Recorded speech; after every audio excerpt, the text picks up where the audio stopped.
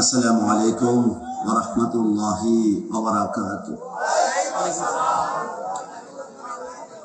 আমি কিন্তু দুনিয়ার কোন মানুষের বানানো সালাম আপনাদেরকে দেইনি।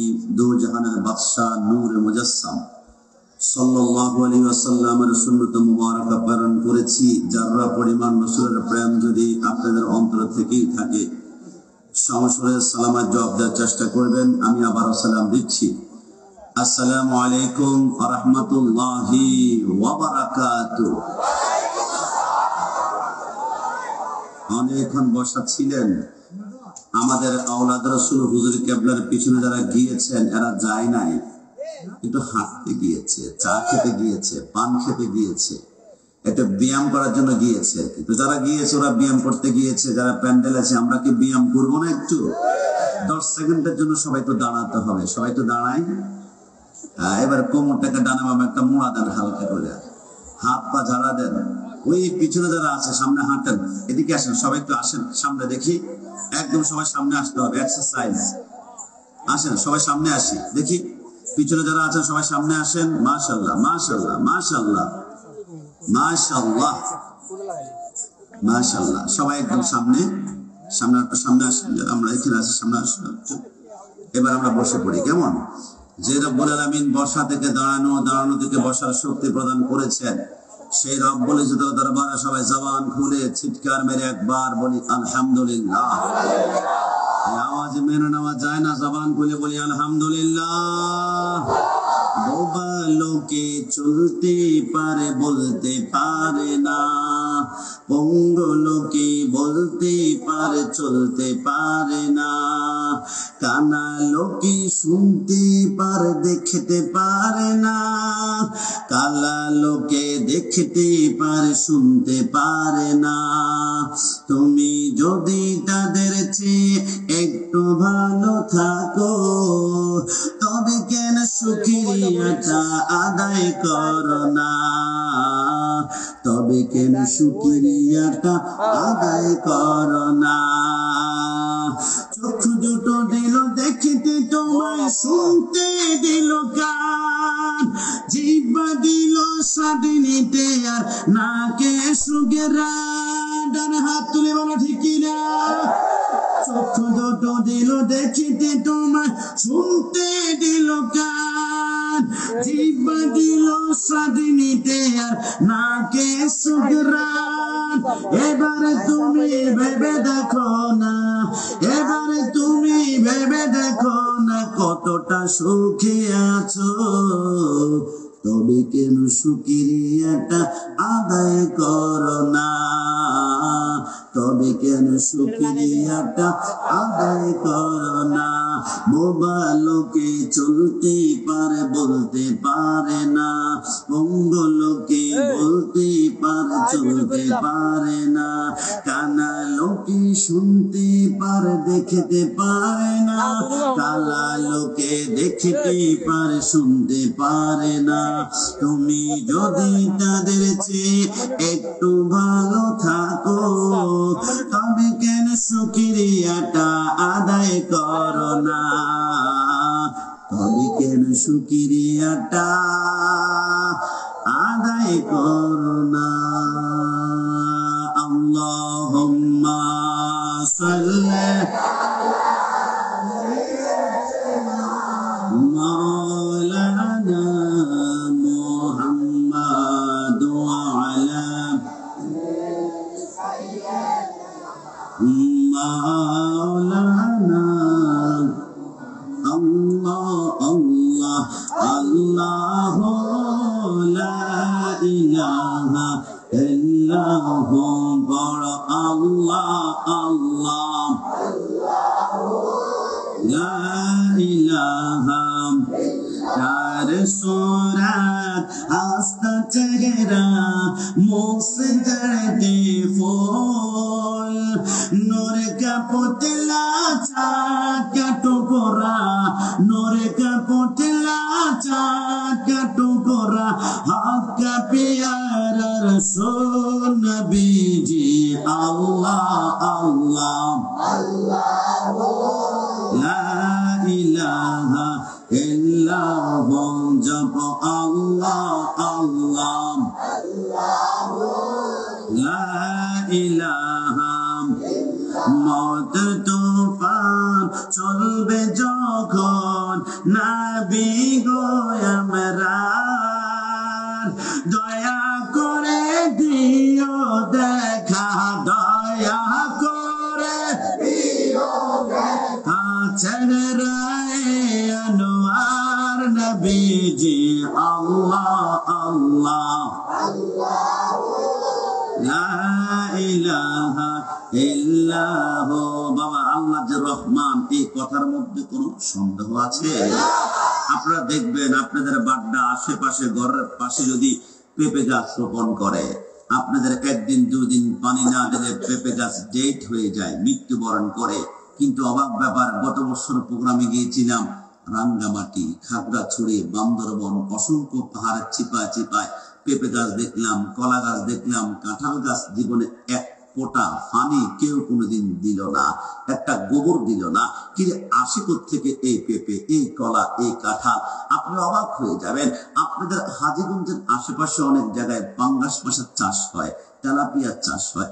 একদিন দুদিন খাবার না দিলে মাছগুলা মৃত্যুবরণ করে। কিন্তু চাঁদপুরের ইলিশ নাকি 1700 টাকা কেজি। জীবনে এক দানা পরিমাণ খানা কোনোদিন কেউ কোনোদিন দেয় নাই। চিংড়ি মাছের কেজি 900, কোরাল মাছের কেজি 800, আর লাক্ষা মাছের কেজি নাকি 1300। সাগরের এত মাছ কোত্থেকে আসে? কেউ কোনোদিন একটা খাবার, একটা আদার তো দিল না। আমার আল্লাহ বলে, বান্দা লিখে রাখো, প্রত্যেকদিন ফজরের টাইমে যখন মুয়াজ্জিন আযান দেয়, আসসালাতু খায়রুম মিনান নাওম, ঘুম থেকে নামাজ উঠতাম, আমার আল্লাহ বলে ওই মুহূর্তে আমি আল্লাহ প্রত্যেকটা বান্দার দরজায় একজন করে ফেরেশতা পাঠাই। ফেরেশতা, আমি রাজ্জাক, তোর হাতের মধ্যে রিজিক দিয়ে দিলাম। আমার বান্দা একটু পর ফজরের নামাজ পড়ার জন্য দরজা খুলবে, ওযু করার জন্য দরজা খুলবে, মসজিদে যাওয়ার জন্য দরজা খুলবে। যখনই দরজাটা খুলবে, তোর হাতে রিজিক দিয়ে দিলাম।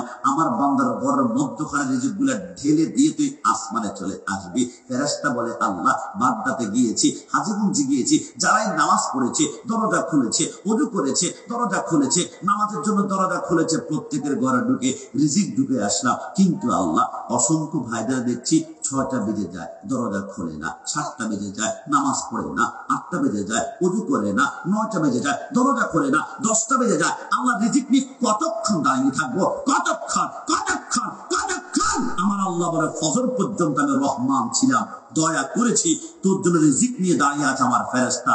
রিজিক যেহেতু নেস নাই, হ্যাঁ ফেরেশতা, বান্দা রিজিক নেওয়ার জন্য দরজা খোলে নাই, একটা কাজ কর, তোর ডান হাতের রিজিক গুলা পাহাড়ে নিক্ষেপ করে ফেলে দে।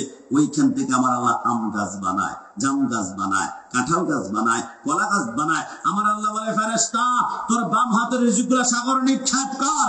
ওইখান থেকে আমার আল্লাহ ইলিশ মাছ উৎপন্ন করে। জোরে বলে সুবহানাল্লাহ। ফাবি আইয়ি আলাই রাব্বিকুমা তুকাজ্জিবান। সারা জিন্দেগি চেষ্টা করলো আল্লাহর নিয়ামতের শুকরিয়া আদায় করে শেষ করা যাবে না। জবান খুলে বলেন, যাবে।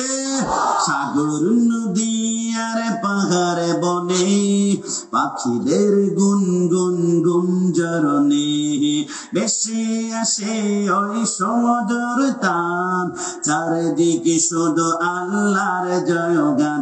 আল্লাহ মহান, আল্লাহ মহান, আল্লাহ মহান, আল্লাহ মহান। কি আল্লাহর নাম নিতে কষ্ট হবে আমাদের? শাহাদাত আঙ্গুল উঁচা করে, আল্লাহ মহান,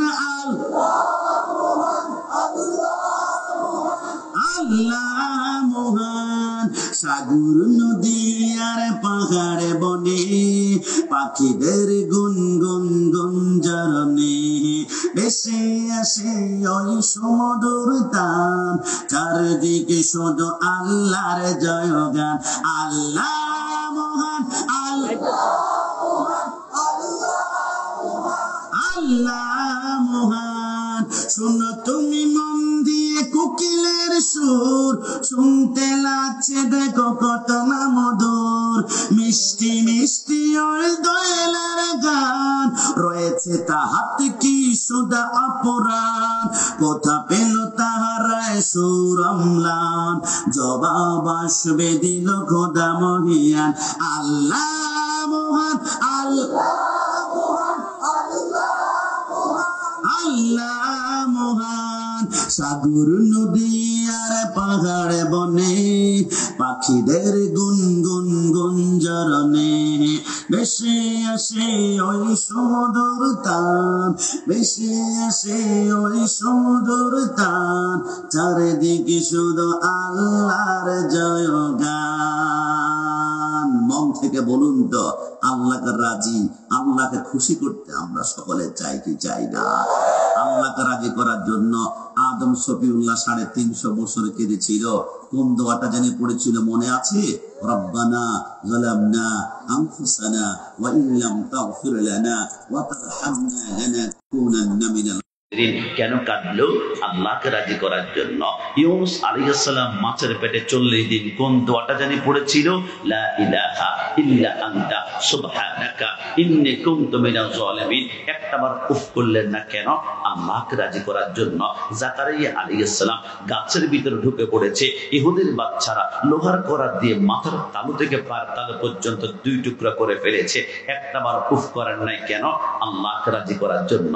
মুসা কালিমুল্লাহ তুর পাহাড়ের মধ্যে উঠে 1400 বার বলেছে রব্বি আরনি, রব্বি আরনি, রব্বি আরনি। দেখতে চাই, দেখতে চাই, দেখতে চাই তুমি আল্লাহকে। আল্লাহ বলে লান তারানি, দেখা যাবে না, যাবে না, যাবে না। তারপরও বারবার অ্যাপ্লিকেশন করার কারণে 70,000 নূরের পর্দা একটু করে মানে জলক করেছিল। গোটা তুর পাহাড়টা জ্বলে আমি কাশিমের চোখের সুরমা হয়ে গেল। একটাবার উফ করলো না কেন? আল্লাহকে রাজি করার জন্য। ইব্রাহিম খলিলুল্লাহ নমরুদের আগুনে ঝাঁপ মারে। জিব্রাইল বলে ইব্রাহিম তুমি আল্লাহর কাছে সাহায্য চাও। ইব্রাহিম মুস্কি হেসে বলে জানতা হে ও মেরা রব জলিল আগ মে পড়তা হে আব উসকা খলিল। আমি কেন চাইবো? আল্লাহ কি জানে না? তার জন্যই তো আমি আগুনে ঝাঁপ দিয়ে পড়ছি। একটাবার উফ করে না কেন? আল্লাহকে রাজি করার জন্য। হযরত ইসমাইল চিত হয়ে শুয়ে আছে, বাবা আমার গলায় ছুরি লাগিয়ে আমাকে কোরবানি করে দাও। একটাবার উফ করে না কেন? আল্লাহকে রাজি করার জন্য। আমার ভাড্ডার বারা মাইকের সাউন্ড সামনে পিছনে ডানে বামে যারা শুনতে পাচ্ছ, অনেকে সুন্নিদেরকে বিদআতি বলে, মাজার পূজারি বলে, বিরানি খোর বলে, জিলাপি খোর বলে। কেন কেন? সুন্নিদের একটাই অপরাধ, নবীকে ভালোবাসি বলে সুন্নিদের বড় অপরাধ। নবীকে ভালোবাসি বলে সুন্নিদের বড় অপরাধ। ওরে বোকা, কেন ভালোবাসিস জানতে তো হবে তোমাকে। কেন কেন? আল্লাহ বুঝা গেল তামাম দুনিয়া চায় আল্লাহকে।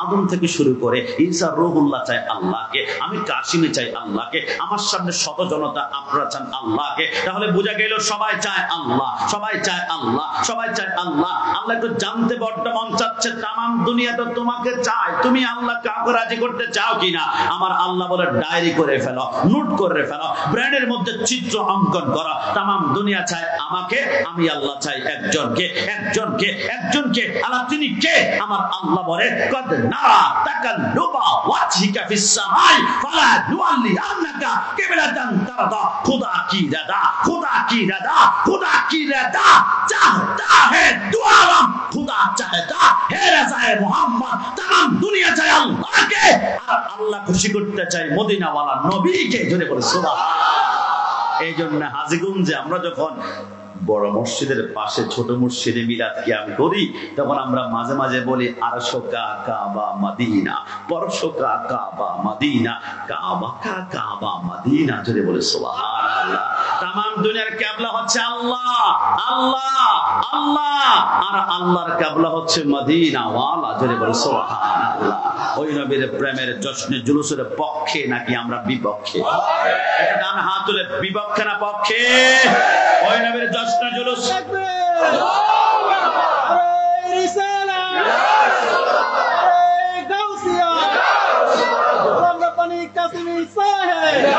বাবা আমরা কেন নবীর পক্ষে? বুঝতে হবে তো।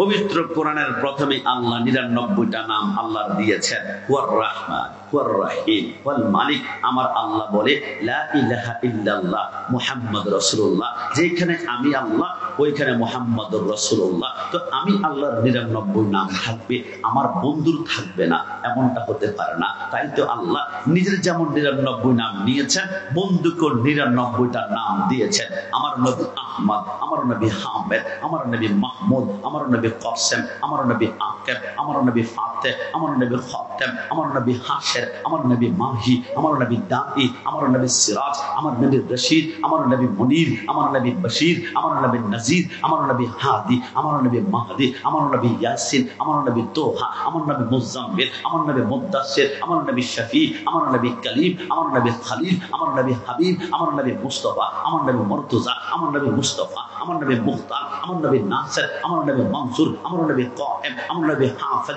আমার নবী শহীদ, আমার নবী আদিল, আমার নবী হাকিম, আমার নবী নূর, আমার নবী বুরহান, আমার নবী হুজ্জা, আমার নবী আত্তাহি, আমার নবী মুতি, আমার নবী মাসকুর, আমার নবী মাওয়াইজ, আমার নবী মাদানী, আমার নবী আরাবি, আমার নবী হাশিমি, আমার নবী তেহামি, আমার নবী কুরাইশি, আমার নবী রাউফ, আমার নবী রহিম, আমার নবী ইয়াতিম, আমার নবী গনি, আমার নবী জব্বার, আমার নবী আনফার, আমার নবী আখির, আমার নবী সাহিদ, আমার নবী বাতিন, আমার নবী ওয়ামা আরসালনাকা ইল্লা রাহমাতাল লিল আলামিন। কি মুহাম্মদ से वफा तूने तू हम तेरी है ये सीज है क्या लौह कलम तेरी है।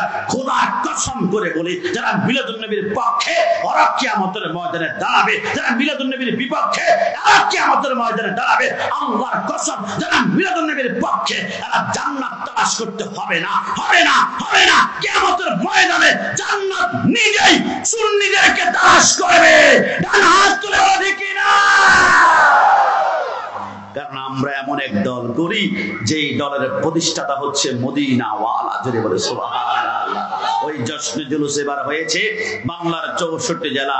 তবে খুবই মর্মান্তিক ঘটনা ঘটেছে আমাদের কসবা বিবাড়িয়াতে। আমার একজন মুরব্বী ছিল, 82 বছরের মুরব্বী, নাম ছিল হাফেজ মমতাজ সাহেব। শরীর দুর্বল, হাঁটতে পারে না, কিন্তু মিলাদুন নবীর প্রেম যখন বডিতে ঢুকে যায় তখন কিন্তু এসকার ধরে রাখা যায় না। মিলাদুন নবীর জোশ চলে গিয়েছে। ডান হাতে লাঠি, বাম হাতে নাতির হাত ধরে। ফেসবুকে এখনো খুললে আপনারা দেখবেন জুলুসে হামলা করা হয়েছিল ইয়াজিদের বাচ্চারা। মিলাদুন নবীর পক্ষে দুশমনের রাসূলুল্লাহ হামলা করতে গিয়ে সবাই দৌড়িয়ে চলে গিয়েছে। মুরব্বী আব্বা 82 বছর বয়স, তো দুর্বল, দৌড়াতে পারলেন না। মাথার মধ্যে এত জোরে বাড়ি দিয়েছিল, মাথার বাটিটা 2 ভাগ হয়ে তার রক্ত দিয়ে সাদা পাঞ্জাবি দবদবে লাল হয়ে গেল। এরা মনে করেছিল সুন্নিদের মাথায় আঘাত করলে মিলাদুন নবী মনে হয় বন্ধ, আক্রমণ করলে জুলুস আর করবে না। মনে করেছিল রক্ত পড়লে এরা ভয় পাবে, কিন্তু এরা জানে না সুন্নিরা হচ্ছে হুসাইনি। হুসাইনি 72 জন কারবালা জমিনে কোরবান করে রক্ত দিয়েছে, তারপর বাতিলের হাতে আঘাত করে নাই। তাদেরকে বলতে চায় সুন্নিরা হুসাইনি, হুসাইনিরা রক্ত দেয়, একদিনের রক্ত চুষে খায়। আজকে থেকে মনে রাখবা, যত যাবে রক্ত সুন্নি হবে সত্য। ডান হাত তুলে বলে কি না? সুন্নিদের রক্ত তোমরা নিবি দিতে পারবে না, কারণ আমরা এমন এক জায়গায় বিক্রি হয়ে গিয়েছি। ভাই নোট করে রাখো, লিখে রাখো, দুনিয়ার সব এক জায়গায় বিক্রি হতে পারে, সুন্নিরা আরেক জায়গায় বিক্রি হয়ে আছে। এটা হচ্ছে মদিনাওয়ালার কদম। একটু জামান হলে বলে সুবহানাল্লাহ। আছি যতক্ষণ এই দেহেতে প্রাণ, আমি গে যাব নবীর গুণগান। যত দিকে না বাধা ইবলিস শয়তান, আমি গে যাব নবীর গুণগান। বলুন না, আমি গে যাব নবীর গুণগান। কেউ করবে সুনাম, কেউ করবে বদনাম, আমি গে যাব নবীর গুণগান। ডান হাত তুলে দেখি না? কেউ করবে সুনাম, কেউ করবে বদনাম, আমি গে যাব নবীর গুণগান। খোদা তুমি মোর রব, খোদা তুমি মোর রব, মোর নবী মোর সব, আমি গে যাব নবীর গুণগান। আমি গে যাব গুণগান। কেউ আমি গে যাব না নবীর গুণগান যত দিকে না বাধা, বলো না, যত দিকে না বাধা ইবলিস শয়তান, আমি গেয়ে যাব নবীর গুণগান। শেষবার মতন আমি গেয়ে যাব নবীর গুণগান। মদিনাওয়ালার কদমে আল্লাহ সবাইকে কবুল করুক, সবাই বলি আমিন। কি নবীর শান শুনলে খারাপ লাগে নাকি ভালো লাগে? আমি কিছুদিন আগে পদ্মা সেতু পার হওয়ার পরে রাজবাড়ি একটা প্রোগ্রামে গিয়েছিলাম। হঠাৎ করে মোড়ে একটু চা খাবো, ড্রাইভার সাহেব সারা রাত ড্রাইভিং করেছে, জিমাত ছিল, টং দোকানে চা খাবো। হঠাৎ করে একজন অটো রিক্সা চালক দৌড়িয়ে এসে ঝাপটায় ধরলো। আমি বললাম কোনো সমস্যা? আমাকে বললো হুজুর মোবাইলের স্ক্রিনে মাঝে মাঝে আপনাকে দেখি, নবী প্রেমের কথা বললে 1 সেকেন্ডে ভালোবাসা তৈরি হয়ে যায়। আমি বললাম অন্য কিছু বলবা? বললো হুজুর কষ্ট নেবেন না, আমার হাতে লেবু কেটে চোখের মধ্যে লেবু মারি, চোখের পানি বের হয় না, কিন্তু ইয়া নবী সালাম আলাইকা বললে আমার চোখের পানি আমি ধরে রাখতে পারি না। কোন যে ডিভাইস আল্লাহ আমাকে ঢুকিয়েছে, কোন যে সফটওয়্যার ঢুকিয়েছে, বিশ্বাস করেন হুজুর। আমি বললাম অন্য কিছু বলবা? বলো হুজুর কষ্ট নেবেন না, আমি তো একজন সুন্নিয়তের পাগল, নবী প্রেমিক, মহাব্বত, কিন্তু পদ্মা সেতুর পরে সুন্নি খুব কম পাওয়া যায়। একজন হকপন্থী ইমাম যদি পেতাম, এখন হক আর বাতিল কেমনে চিনা তো যায় না। আমার এলেম নাই, আমার কালাম নাই, আমার কিতাব নাই, আমার দুনিয়ার এলেম অর্জন করতে পারি নাই। হুজুর কষ্ট নেবেন না, কারণ চেহারার দিকে তাকাই 1 মিনিটে চিনা যাবে কিনা এটা হক এটা বাতিল। আমি বললাম চেহারার দিকে তাকাই চিনতে চাও? বললো হ্যাঁ। আমি বললাম 1 মিনিট লাগবে না, 30 সেকেন্ডে শুধু চেহারায় একটা নজর তাকালে বুঝতে পারবা কোনটা হক কোনটা বাতিল। হুজুর কি বলেন, লেখাপড়া লাগবে না? লেখাপড়া অন্য জায়গায়, নবী প্রেম যদি থাকে চিনতে পারবা। বলে কেমনে? আমি বললাম খোদার কসম, যার হৃদয়ে আকীদা হবে রাসূল নূর, তার চেহারায় কালো হলো চেহারা নূর চমকাবে, নূর চমকাবে, নূর চমকাবে। আর যার হৃদয়ে আকীদা মাটি, তার চামড়া সুন্দর হতে পারে, চেহারা গাদ্দার গাদ্দার মনে হবে। কথা বলো ঠিক কি না? সুন্নিরা চেহারা কিছুই তো মাখে না, তারপরে নূরে জলমল করে, কারণ নবীকে যারা নূর মানবে এদের চেহারা অটোমেটিক্যালি নূরানি হবে। যদি বলে সুবহানাল্লাহ। অনেকে বলে রসুল মাটি, রসুল যদি মাটি হয়ে থাকে তো রসুল মেয়ারাজে গেল, জান্নাত ওভারটেক করলো, জাহান্নাম গেল, আমাদের মাথার উপরে আছে সূর্য, সূর্য ওভারটেক করতে হলে আদম সফিউল্লাহ যখন জান্নাত থেকে দুনিয়াতে আসলো, সূর্য ওভারটেক করতে গিয়ে আদম সফিউল্লাহ শরীরের চামড়াগুলা জ্বলে গেল, কালো হয়ে গেল। আদম বলে আল্লাহ জান্নাতে অনেক সুন্দর ছিলাম, কিন্তু এখন কালো হয়ে গিয়েছি, আমার চামড়াটা আগের মতো সুন্দর কেমন হবে? আমার আল্লাহ বলে প্রত্যেক চন্দ্র মাসে তুমি 3টা রোজা রাখবা। একটা হচ্ছে 13, 14, 15, যেটাকে আইয়ামে বীজের রোজা বলা হয়। চন্দ্র মাসে যারা রোজা রাখেন এই 3টা রোজা রাখবা। আদম শফিউল্লাহ বলে চন্দ্র মাসের 13 তারিখ রোজা রেখে ইফতারি করলাম, চামড়াটা একটু সাদা হয়ে গেল। 14 তারিখ ইফতারি করে রোজা রেখে ইফতার করলাম, চামড়া আরেকটু সাদা হলো। 15 তারিখের রোজাটা যখন রাখলাম আমার চামড়া সুন্দর হয়ে গেল। আদম শফিউল্লাহ খলাকাল ইনসানা মিন সালসালিন কাল ফাখার, তিনি যেহেতু মাটি দ্বারা তৈরি হয়েছেন তাই তিনার চামড়া জ্বলে গিয়েছে। কিন্তু আমার নবী জান্নাত জাহান্নাম ওভারটেক করেছে, আবার দুনিয়াতে আসছে, চামড়া জ্বলে নাই, কারণ নবী হচ্ছেন তেরে নসলে পাক কো মেহে বাচ্চা বাচ্চা নূর কা তু হে আইনে নূর তেরা সব গরানা নূর কা, কারণ নবী ছিলেন নূরুন আলা নূর। একটু দামান খুলে বলে সুবহানাল্লাহ। আমাকে বলেছে শানিদ সালাত নিয়ে আলোচনা করার জন্য। আমি 30-40 মিনিট যদি আলোচনা করি আপনাদের খুব বেশি কষ্ট হয়ে যাবে। আলোচনার পর তাবারক আছে নাকি? ও তাবারক আছে। বিরিয়ানি না, বিরিয়ানি হাজিগঞ্জ বাজারে পাওয়া যায়, হাজি বিরিয়ানি, কাচ্চি বিরিয়ানি, সুলতান ডাইন। কিন্তু আজকে যেটা দিবে এটা বিরিয়ানি, দেখতে বিরিয়ানি লাগবে, কিন্তু এটার নাম হচ্ছে তাবারক। এটার ভিতরে ইয়া নবী সালাম আলাইকা ঢুকবে, লাখো সালাম ঢুকবে, দুরূদ শরীফ ঢুকবে, আবার কোরআন তেলাওয়াত, ওয়া নুনাজ্জিলু মিনাল কুরআনি মা হুয়া শিফা ওয়া রাহমাতুল লিল মুমিনিন, কোরআন তেলাওয়াত ঢুকবে। আপনি ওইটা যখন বিসমিল্লাহি ওয়ালা বারাকাতিল্লাহ বলে খাবেন, মৃত্যু ছাড়া যে কোনো রোগকে ভালো করবে আমার আল্লাহ। একটু জবান খুলে বলে সুবহানাল্লাহ।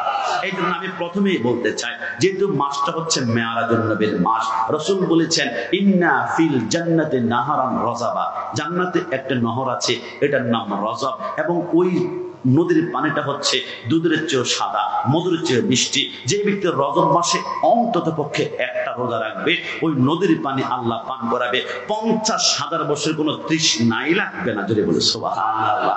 আর এটা হচ্ছে মেরাজুন নবীর দিন, আমরা সেই রোজাটা রাখার চেষ্টা করব। এটা হতে পারে 27 জানুয়ারি অথবা 28 জানুয়ারি, একটা রোজা রাখার চেষ্টা করব। সবাই বলি ইনশাআল্লাহ। এবার আমরা আসি, মেরাজ কেন হয়েছে, কেন আল্লাহ মেরাজ করাবেন? 4টা কারণে আল্লাহ মেরাজ করিয়েছেন। 1 নম্বর কারণ, আমরা দুনিয়ার জমিনে কালিমা শাহাদাত পড়ি, আশহাদু আল্লা ইলাহা ইল্লাল্লাহ, একটু সামনে একটু পড়ব, তবে আমি সাক্ষ্য দিচ্ছি আল্লাহ ছাড়া কোনো মাবুদ নাই। আমি আগামীকাল আপনাদেরকে নিয়ে চাঁদপুর আদালতে যেতে চাই। আমি যখন কাঠগড়ায় দাঁড়িয়ে বলবো, জজ সাহেব আমি সাক্ষ্য দিচ্ছি আল্লাহ ছাড়া কোনো মাবুদ নাই, অ্যাডভোকেট উকিল এসে জিজ্ঞেস করবে, সত্যিকারে বলেন আপনি যে সাক্ষ্য দিচ্ছেন আল্লাহ ছাড়া কোনো মাবুদ নাই, আপনি কি আল্লাহকে কখনো দেখেছেন? আমি যদি বলি না আমি দেখি নাই আল্লাহকে, তবে আমি সাক্ষ্য দিচ্ছি, বলবো আপনার সাক্ষ্য গ্রান্টেড হবে না, সাক্ষ্য ক্যান্সেল। কারণ সাক্ষী দিতে হলে নিজ চোখে প্রত্যক্ষদর্শী আপনি আল্লাহকে দেখতে হবে। আপনি কি দেখেছেন? দেখেন নাই। আমি দেখি নাই। স্টেজে মান্যগণ্য কেউ দেখেন নাই। তাহলে আমরা সবাই মনে হয় মিথ্যাবাদী হয়ে গেলাম। কারণ সাক্ষ্য দিতে হলে নিজ চোখে আল্লাহকে দেখতে হবে। আমার আল্লাহ বলে, হ্যাঁ দুনিয়ার সব মানুষ তোমরা মিথ্যাবাদী হয়েই যেতা, কিন্তু একজনের কারণে তোমরা বেঁচে গিয়েছ। সুবহানাল্লাযী আসরা বিআবদিহি লাইলাম মিনাল মাসজিদিল হারামি ইলাল মাসজিদিল আকসা। সৃষ্টি জগতে একজন মাত্র আমি আল্লাহকে দেখেছে, ইনি হচ্ছেন মদিনাওয়ালা। মদিনাওয়ালা আমার রাসূল যদি না দেখতো, তাহলে বাড্ডা হাজীগঞ্জের সবাই তোমরা মিথ্যাবাদী, কেউ আমি আল্লাহকে দেখো নাই, সাক্ষ্য মিথ্যাবাদী হতা। কিন্তু আমার বন্ধু একজন দেখার কারণে গোটা পৃথিবীকে আমি আল্লাহ ট্রাস্টেড সত্যবাদী করে দিলাম। জোরে বলে সুবহানাল্লাহ। 2 নম্বর কারণ মেরাজ কেন ঘটিয়েছেন, দেখুন আমার নবী হচ্ছে সাইয়্যিদুল মুরসালিন, সমস্ত নবীদের শ্রেষ্ঠ নবী। তো শ্রেষ্ঠ হতে হলে সমস্ত নবীদের যে যে পাওয়ার আছে, ওই পাওয়ার থেকে নবীর পাওয়ারটা আরেকটু উপরে যেতে হবে। হযরত ঈসা রূহুল্লাহ 4র্থ আসমানে অবস্থান করছে। আমার নবী যদি 4র্থ আসমান ওভারটেক করতে না পারে, নবী শ্রেষ্ঠ হবে কেমনে? এই জন্য আল্লাহ বলে রসুলকে 4র্থ আসমান ওভারটেক করে 7ম আসমান পাড়ে দিয়ে বুঝিয়ে দিলাম ঈসা থেকে নবী আমার শ্রেষ্ঠ। আমার আল্লাহ বলে হযরতে মুসা কালিমুল্লাহ তুর পাহাড়ে বলেছিল আল্লাহ দেখতে চায়, আল্লাহ বলেছেন লাম তারানি, দেখা যাবে না। তো মুসাও দেখে নাই, আমার রসুল যদি না দেখে তাহলে আমার রসুল আর মুসার ভিতরে কোনো পার্থক্য থাকবে না। মুসা আল্লাহকে দেখে নাই, আর আমি আল্লাহ আমার রসুলকে দিদার দিয়ে বুঝিয়ে দিলাম মুসা থেকে আমার নবী শ্রেষ্ঠ। কিন্তু বাবা ইদ্রিস আলাইহিস সালাম জান্নাতে জীবিত অবস্থায় এখনো বসা আছে। তো জীবিত অবস্থায় ইদ্রিস নবী যদি জান্নাতে যেতে পারে, আমার নবী জীবিত অবস্থায় যদি জান্নাত ওভারটেক করতে না পারে, নবী তো শ্রেষ্ঠ হবে না। এই জন্য মেরাজুন নবীর রাতে আমার আল্লাহ রসুলকে জান্নাত ওভারটেক করে সিদরাতুল মুনতাহা পাড়ে দিয়ে লামকারে নিয়ে ইদ্রিস থেকে শ্রেষ্ঠ করে দিয়েছেন। জোরে বলে সুবহানাল্লাহ। 3 নম্বর কারণ নবীকে কেন মেরাজে নিয়েছেন, আর রহমান আল্লামাল কুরআন, আমার আল্লাহর বান্দার বান্দা। বর্তমান যারা বিজ্ঞান বলে মেরাজ মানি না। কেন মানো না? বিজ্ঞান বলে মেরাজে যেতে হলে মধ্যাকর্ষণ একটা শক্তি আছে আমাদের মাথার উপরে, প্রায় 1000 লক্ষ কিলোমিটার দূরে। তো এই মধ্যাকর্ষণ শক্তি ওভারটেক মানুষ করতে পারবে না। কেন বলে তুমি পানির বোতলটা হাতের মধ্যে নিয়ে উপরে নিক্ষেপ করো, উপরে যাবে না, নিচের দিকে চলে আসবে। কারণ মধ্যাকর্ষণ শক্তি তোমাকে উপরে যেতে দিবে না। তুমি যদি 50 তলা বিল্ডিং এর উপরে উঠে লাফ মারো, তুমি উপরে যাবে না, তুমি নিচের দিকে আসবে। কারণ মধ্যাকর্ষণ শক্তি নিচে যতক্ষণ থাকবে ততক্ষণ উপরে যতই মারো নিচে আসবে। বিজ্ঞান অন্য কোন সূত্র আছে যাইতে পারবে? বলে হ্যাঁ, একটা সিস্টেমে যেতে পারবে। বলে কি সিস্টেম? বলে জমিন থেকে কোনো পিস্তল হাতের মধ্যে নিয়ে যদি বুলেট মারা হয়, ওই বুলেটের গতি যদি প্রতি সেকেন্ডে 7 কিলোমিটার হয়, মানে 1 সেকেন্ডে 7 কিলোমিটার অতিক্রম করবে, এমন দ্রুত গতি কোনো বুলেট মারা হয়, তাহলে মধ্যাকর্ষণ শক্তি ওভারটেক করতে হবে। ও তাই নাকি? মানে প্রতি সেকেন্ডে 7 কিলোমিটার দ্রুত গতি হলে মধ্যাকর্ষণ শক্তি ওভারটেক করতে পারবে? বলে হ্যাঁ। বলে আরে বোকা, আমার নবী যে বাহন করে মেরাজ গিয়েছেন ওইটার নাম হচ্ছে বোরাক। বোরাক শব্দটি বারকুন থেকে আসছে। বারকুন মানে হচ্ছে কারেন্ট, বারকুন মানে হচ্ছে বিদ্যুৎ। তুমি যদি এখন বাড্ডা জমিনে বিদ্যুতের সুইচ দাও, 1 সেকেন্ডের ভিতরে বিদ্যুতের গতি হচ্ছে 1,86,000 মাইল। তুমি বলো 7 কিলোমিটার সেকেন্ড অতিক্রম করলে মাধ্যাকর্ষণ শক্তি, আর নবী যে বোরাকে গিয়ে সফরে গিয়েছেন ওইটার গতি হচ্ছে প্রতি সেকেন্ডে 1,86,000 মাইল। একটু জাবান বলে বলি সুবহানাল্লাহ। বিজ্ঞান বলে ক্ষমা চায়, মাফ করে দাও, ধরা খেয়েছি। আর রহমান আল্লামাল কোরআন, আমার আল্লাহ বলে বিজ্ঞান তুমি কিন্তু আমি কোরআনের একটি অংশ। একটু জাবান খুলে বলি সুবহানাল্লাহ। আর 4 নম্বর রাসূলকে মেরাজে কেন নিয়েছেন? সুবহানাল্লাযী আসরা। আসরা শব্দের অর্থ সফর করা, কিন্তু আমরা বাড্ডা থেকে কক্সবাজার যদি যাই আমরা কি লিখি? সফর সফর সফর। বাড্ডা টু কক্সবাজার সফর, কিন্তু আল্লাহ বলে সফর শব্দের অর্থ ভ্রমণ, আবার আসরা শব্দের অর্থ ভ্রমণ। কিন্তু আল্লাহ পবিত্র কোরআনে সফর ব্যবহার না করে আসরা কেন করেছেন? আমার আল্লাহ বলে বান্দা সত্যি করে বলতো তুই সফর কখন করস? আল্লাহ সফর তো করি আমি দিনের বেলা। কেন দিনের বেলায়? কেন? আল্লাহ সফর করতে হলে সূর্যের আলো লাগবে। সূর্যের আলো যদি না থাকে আমি পাহাড় দেখবো না, আমি সাগর দেখবো না, আমি নদী দেখবো না, আমি ওই চাঁদপুর গিয়ে আমি ঘাট দেখবো না। আমার আল্লাহ বলে ও তাহলে তুমি সফর করতে হলে তোমার সূর্যের আলো প্রয়োজন, কিন্তু আমার বন্ধুর জন্য সূর্যের আলো প্রয়োজন না। কেন? কেন? ये चाँद सूरज तू चमकता है, ये तेरे फूल है, तू भी मेरा हुजूर का कदवा के दुल है। अरे चाँद सूरजेर मोहताज नबी আমার নয়, কারণ চাঁদ সূরজ বানিয়েছে আল্লাহ রাসূলের কদমের ধুলা দিয়ে জড়িয়ে ধরে। সুবহানাল্লাহ। এজন্য আসরাবি আব্দিহি লাইলান, রাতের কিছু অংশের ভিতরে নবী আমার মেরাজ করেছে। আমার নবী বলে আমি যে বিছানা থেকে উঠেছিলাম ওঠার সময় দেখলাম গরম, 27 বছর মেরাজ করে আসার পরও দেখলাম বিছানা এখনো গরম। আমি যে ঘর থেকে বের হচ্ছিলাম শিকল নড়ছিল, আমি 27 বছর মেরাজ করে আসার পরও দেখলাম শিকল এখনো নড়ছে। আমি যে পানি দিয়ে ওযু করছিলাম ওযু গড়াচ্ছে, যাওয়ার সময় দেখলাম 27 বছর পরও দেখে পানি গড়াচ্ছে। নবী বুঝতে পারলাম এটা কেমনে সম্ভব? একটা বিছানা 5 মিনিট 10 মিনিট 1 ঘন্টা পরে ঠান্ডা হয়ে যাবে, একটা শিকল নড়তে নড়তে 10 মিনিট পরে বন্ধ হয়ে যাবে, পানি নিচে থেকে গড়াতে গড়াতে 1 ঘন্টা পরে বন্ধ। 27 বছর পরেও দেখলেন পানি গড়া, শিকল নড়ে কেমনে? আমার আল্লাহ বলে শোনো, তোমাদের ঘরে দেখবা বড় দেওয়াল গড়ি আছে, দেওয়াল গড়ির ঘন্টার কাঁটা যদি 12টার মধ্যে রেখে ব্যাটারিটা ঠাস করে খুলে ফেলো, 1 লক্ষ বছর পর এসেও দেখবা ঘন্টার কাঁটা ওই না 12টার মধ্যে পড়া আছে। কারণ গড়ির জাম তুমি খুলে ফেলেছ, গড়ির প্রাণ খুলে ফেলেছ। একটা গড়ির জাম যেমন ব্যাটারি, তামাম দুনিয়ার একটা জান আছে, তামাম দুনিয়ার একটা প্রাণ আছে, তামাম দুনিয়ার জান। আন-নাবিয়্যু আওলা বিল মুমিনিনা মিন আনফুসিহিম, তামাম দুনিয়ার জান হচ্ছে মদিনাওয়ালা, মদিনাওয়ালা, মদিনাওয়ালা। রাসূলকে যখন জমিন থেকে উঠিয়ে নিয়েছি বিছানা গরম ছিল, ওই গরমের মধ্যে আমি আল্লাহ 27 বছর গরমে স্টপ করে দিয়েছি। শিকল নড়তে ছিল 27 বছর পর্যন্ত, শিকল নড়া অবস্থায় বন্ধ হয়ে গিয়েছে। পানি গড়ানো ছিল 27 বছর পরে পর্যন্ত, পেন গড়ানো ছিল। কিন্তু 27 বছর পরে যখন দুনিয়া জান আবার দুনিয়াতে আসলো, সবকিছু আমার আল্লাহ আবার চলমান করে দিলেন। যদি বলে সুবহানাল্লাহ।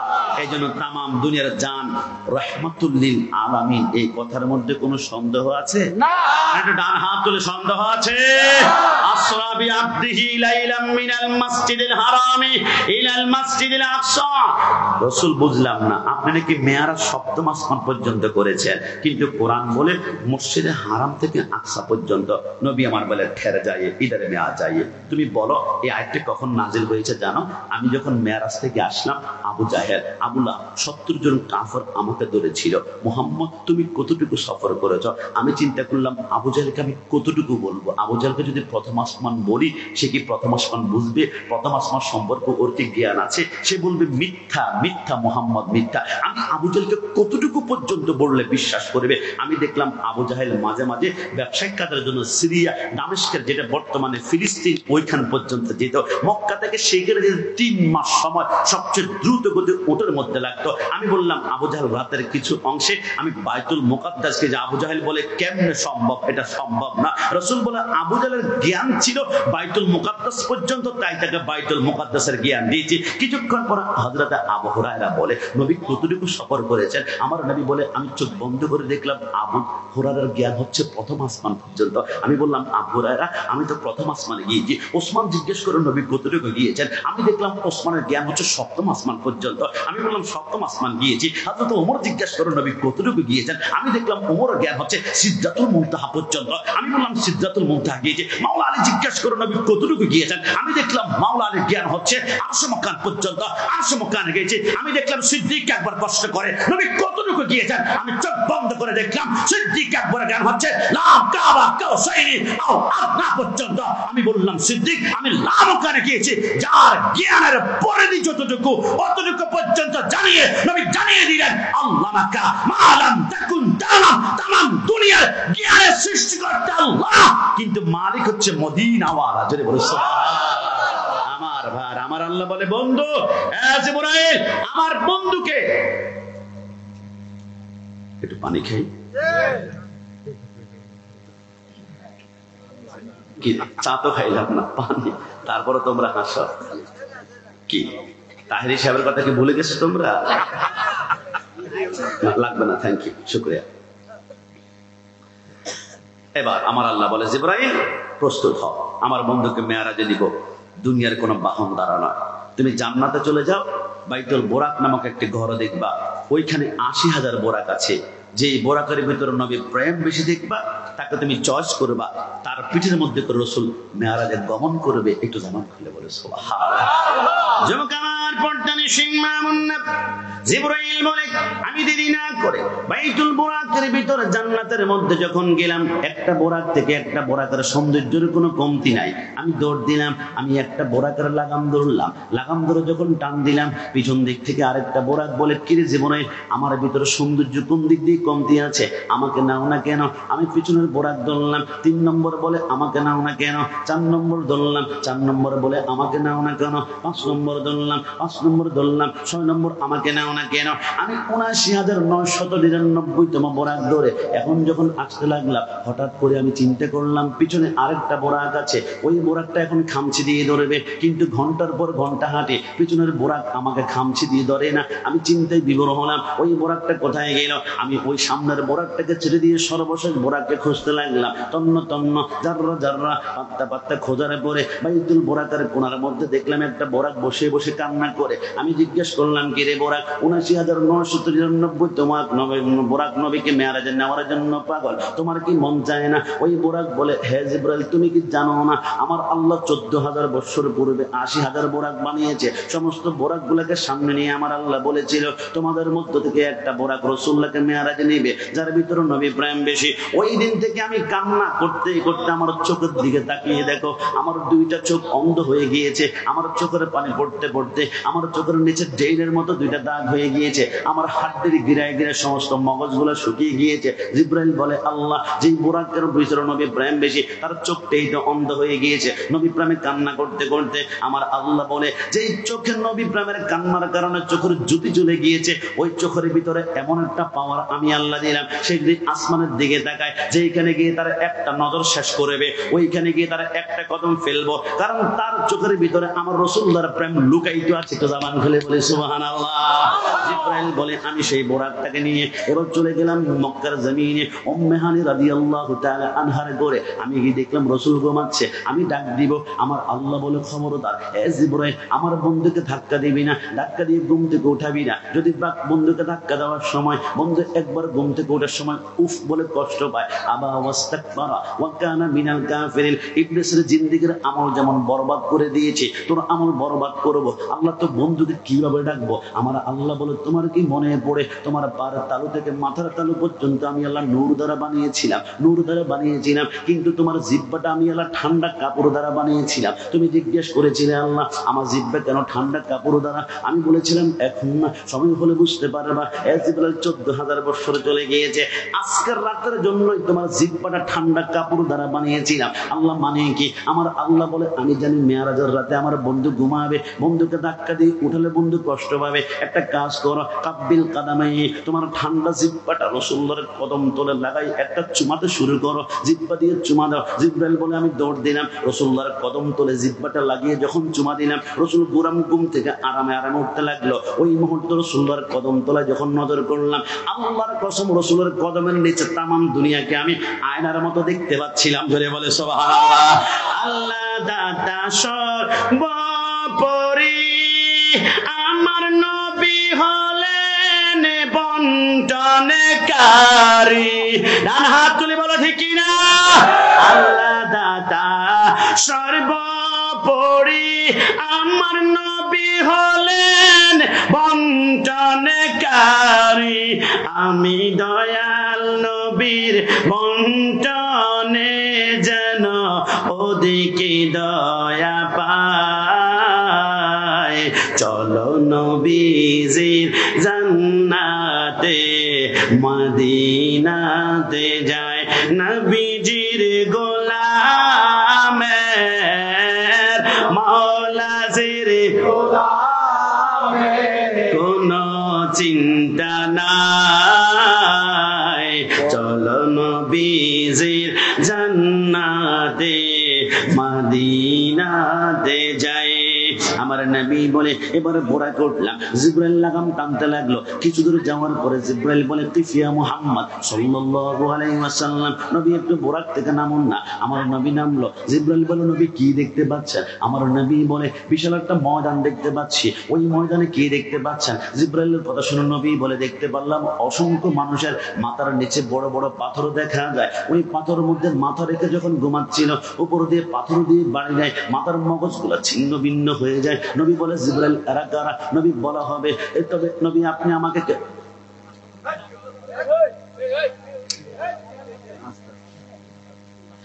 আমার নবী বলে জিবরাইল এরা কারা? জিবরাইল বলে নবী আপনি আমাকে কেন জিজ্ঞেস করছেন? আপনি তো সাইয়্যিদুল মুরসালিন, আপনি নবীদের সরদার, আমি আপনার উম্মত, আপনি তো সব কিছুই জানেন। আমার নবী বলে জিবরাইল আমি তো জানার জন্য জিজ্ঞেস করি নাই, আমি আমার উম্মতকে জানিয়ে দেওয়ার জন্য জিজ্ঞেস করেছি। জোরে বলে সুবহানাল্লাহ। জিবরাইল বলে নবী বলা হবে তবে 2 নম্বর জায়গার মধ্যে চলেন। যখন গেল জিবরাইল বলে নবী এবার কি দেখতে পাচ্ছেন? আমার নবী বলে অসংখ্য মানুষের জিহ্বার মধ্যে লোহার শিকল লাগিয়ে গাছের সাথে টাঙ্গানো হয়েছে। জিহ্বা যতক্ষণ টুকরা টুকরা হয়ে পড়ে না যায় অতক্ষণ পর্যন্ত ক্ষমা করা হয় না। জিবরাইল এরা কারা? নবী বলা হবে 3 নম্বর জায়গার মধ্যে চলুন না। নবী এবার কি দেখতে পাচ্ছেন? আমার নবী বলে বিশাল একটা রক্তের সাগর দেখতে পাচ্ছি। অসংখ্য মানুষ ওইখানে হাবুডুবু খাচ্ছে। নিঃশ্বাস নেওয়ার জন্য যখন সাগর থেকে নাকটা বের করে উপর থেকে ফেরেশতারা পাথর মারে, মাথার মগজগুলো রক্তের সাথে মিক্স হয়ে যায়। জিবরাইল এরা কারা? নবী বলা হবে সর্বশেষ একটা জায়গার মধ্যে চলুন। আমার নবী গেল। জিবরাইল বলে নবী এবারে কি দেখতে পাচ্ছেন? নবী আমার বলে 500 বছরের রাস্তা, লম্বা একটি গাছ দেখতে পাচ্ছি। ওই গাছের নিচে কি দেখতে পাচ্ছেন? আমার নবী বলে নূরানী সুরতের একজন মানুষ দেখতে পাচ্ছি। ওই মানুষের সামনে কি দেখতে পাচ্ছেন? আমার নবী বলে দেখতে পাচ্ছি কোটি কোটি বাচ্চা বসে বসে আল্লাহর কোরআন তেলাওয়াত করছে। জোরে বলি সুবহানাল্লাহ। নবী এবার প্রথম জায়গার মধ্যে চলুন না। আপনি কি দেখেছেন? অসংখ্য মানুষের মাথার নিচে বড় বড় পাথর, উপর দিয়ে বাড়ি দেওয়া হয়। অন্য কেউ নয়, ওই যে মসজিদে ফজরের সময় আযান দিয়েছিল আসসালাতু খায়রুম মিনান নাওম, ঘুম থেকে নামাজ উঠতাম, বান্দা কোনো মতে মাথার নিচ থেকে শিমুল তুলার বালিশটা সরায় না, বান্দা ঘুমিয়ে পড়েছে। কিন্তু বান্দা তো জানে না কিয়ামতের ময়দানে প্রথম প্রশ্নই হবে ওয়াল্লাযীনা ইয়াবিতুনা লিরাব্বিহিম সুজদান ওয়া কিয়ামা। হে বান্দা খবরদার, এক জাররা পরিমাণ তোর কদম ডানে বামে নিবি না। সত্যিকারে বল নামাজ কেন পড়স নাই, সিজদা কেন করস নাই? বান্দা কেঁদে কেঁদে বলবে আল্লাহ আমি এমপি ছিলাম, আমি মন্ত্রী ছিলাম, আমি প্রাইম মিনিস্টার ছিলাম, আমি প্রেসিডেন্ট ছিলাম, আমি চেয়ারম্যান ছিলাম, আমি মেম্বার ছিলাম। মানুষের বিচার আচার করতে করতে নামাজ পড়তে পারি নাই। বান্দার রাস্তার কাজ করেছি, কারবারের কাজ করেছি, শীত বস্ত্র বিতরণ করে মানবতার ফেরিওয়ালা হয়েছি। মানুষের খেদমত করতে করতে নামাজ পড়তে পারি নাই। আমার আল্লাহ বলবে আনতা কাযযাব, তুমি মিথ্যাবাদী। আল্লাহ কেন কেন?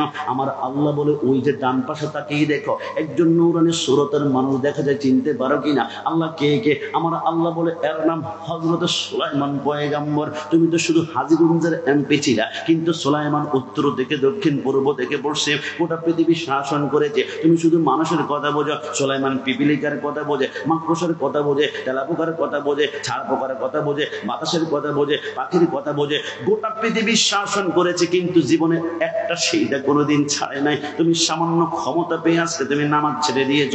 মিথ্যাবাদী, হাতের মধ্যে শিকল লাগে 70,000 জাহান্নামে টানতে শুরু করবে। আরেকজন বান্দাকে ডাক দিবে, এই বান্দা তুমি কেন নামাজ পড়ো নাই? বান্দা কান্না করে বলবে আল্লাহ আমার ডেঙ্গু ছিল, আমার টাইফয়েড ছিল, আমার ম্যালেরিয়া ছিল, আমার ক্যান্সার ছিল, আমি প্যারালাইজ ছিলাম, আমি অসুস্থ ছিলাম, নামাজ পড়তে পারি নাই। আমার আল্লাহ বলবে আনতা কাযযাব, তুমি মিথ্যাবাদী। আল্লাহ কেন কেন? আমার আল্লাহ বলে ওই যে ডান পাশে তাকিয়ে দেখো, একজন নূরানী সুরতের মানুষ দেখা যায়, চিনতে পারো কিনা? আল্লাহ কে কে? আমার আল্লাহ বলে এর নাম হযরতে আইয়ুব আলাইহিস সালাম।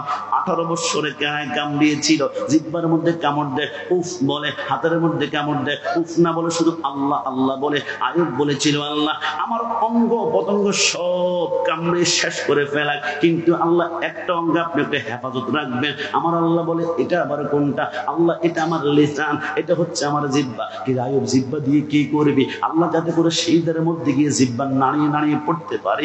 সুবহান রাব্বিয়াল আলা, সুবহান রাব্বিয়াল আলা। আয়ুবকে যখন কামড়ানো শুরু করেছিল 98 কেজি ওজন ছিল, কিন্তু 18 বছর পরে গোশতগুলো এমন ভাবে কানায় খেয়েছিল মাত্র 12 কেজি ওজন হয়ে গিয়েছে। বিবি রাহিমা বলে, স্বামীকে কাদের মধ্যে নিয়ে কোনো ওজন অনুভব হয় না, কিন্তু জীবনে এক ওয়াক্ত নামাজ আমার আয়ুব ছাড়ে নাই। তুমি সামান্য অসুস্থ হয়ে নামাজ ছেড়ে দিয়েছ, গ্রেফতার করো, 70,000 জাহান্নামের শিকল লাগায় টানতে শুরু করবে।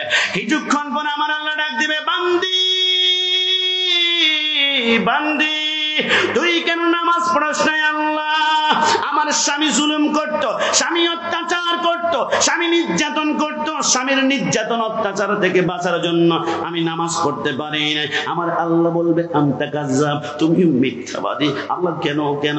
আমার আল্লাহ বলে, ওই যে ডান পাশে তাকিয়ে দেখো, একজন রমণী চিনতে পারো কিনা? আল্লাহ, কে কে? আমার আল্লাহ বলে, এর নাম হযরতে আসিয়া। একটু জবান খুলে বলে সুবহানাল্লাহ। আমার আসিয়া যখন রূপুর মধ্যে যায়, তলপেটটা যখন বের হয়ে যায়, ফরাউন হাতের মধ্যে বল্লম নিয়ে পেটের মধ্যে ঘাই মারে, ওইখান থেকে রক্তের ফোঁটা বের হয়, কিন্তু আসিয়া একবার উফ বলে না। 9 বছর অত্যাচার করার পরে ফরাউন বলে, কিরে আসিয়া, 9 বছর অত্যাচার করলাম, একটাবার আমি ফরাউনকে খোদা মানলেই তো তোকে বাদশাহী দিয়ে দিতাম, কিন্তু একটাবার বললি না। হে আসিয়া, এমন একটা শাস্তি আজকে তোকে দিব, তুই আল্লাহর নাম ভুলে যাবি। আসিয়া বলে, আমার পশমের গোড়া যতক্ষণ পর্যন্ত থাকবে অতক্ষণ আল্লাহ ছাড়া কিছুই বের হবে না। আসিয়ার 2টা হাত বেঁধে ফেললো, 2টা পা বেঁধে ফেললো, মরুভূমির বালুর মধ্যে উত্তপ্ত চিৎ করে শোয়াই দিয়ে বুকের মধ্যে 9 মণের ওজনের একটা পাথর দিয়ে চাপ দিল।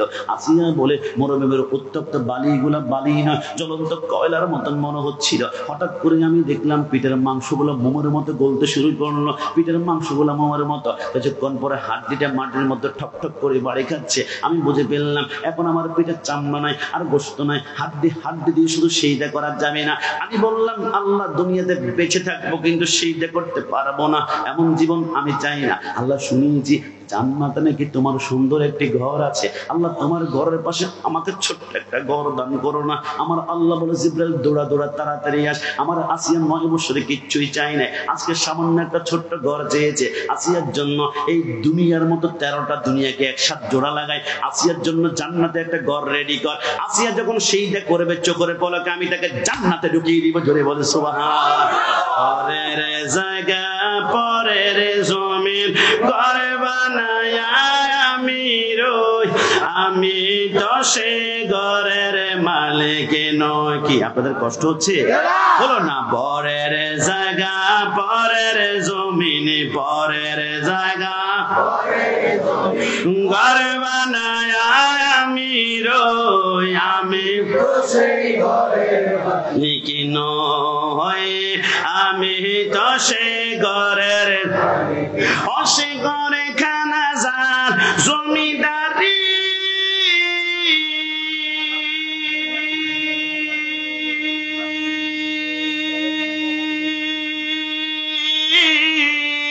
আমি পাই না তাগার হুকুম জারি,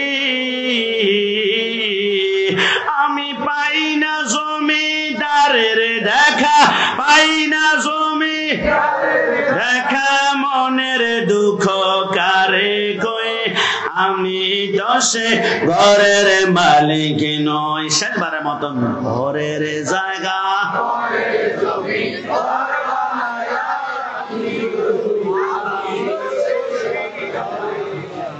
নয়, আমি তো সে ঘরের মালিক নই। জিব্রাইল বলো, নবী এবার 2 নম্বর জায়গার মধ্যে কি দেখেছেন? নবী আমার বলো, অসংখ্য মানুষের জিব্বার মধ্যে লোহার শিকল লাগিয়ে তাদের জিব্বাটা টুকরো টুকরো হয়ে যাচ্ছে, এদেরকে দেখতে কষ্ট দেওয়া হচ্ছে। এরা কেউ নয়। জিব্রাইল বলো, নবী এরা হচ্ছে কারা জানেন? ফালা তাকুল্লাহুমা উফি ওয়ালা তানহারহুমা ওয়া কুল্লাহুমা কাওলান কারীমা। যারা দুনিয়ার জমিনে আব্বা আম্মার সাথে গাদ্দারি করেছে, আব্বা আম্মার সাথে জিব্বা নাড়িয়ে নাড়িয়ে তর্ক বিতর্ক করেছে, আব্বা আম্মাকে ধমক দিয়েছে, আব্বা আম্মাকে গালি দিয়েছে, কিন্তু বান্দা তো জানে না কিয়ামতের ময়দানে আমার আল্লাহ 4টা স্টেশন করবে। একটা হবে মিজান, একটা ফুলসিরাত, একটা হাউজে কাউসার, একটা হচ্ছে আসা আইয়া বা আসাকা রব্বুকা মাকামাম মাহমুদা। দুনিয়ার কোনো গল্প যদি আমি বলেই থাকি আল্লাহ জিহ্বাটা বন্ধ করবে। কিন্তু যে হাদিসটা এখন বলবো, 63 বছরের জিন্দেগিতে একটা মিথ্যা কথা যিনি বলেননি তিনি হচ্ছেন মদিনাওয়ালা নবী। জোরে বলি সুবহানাল্লাহ।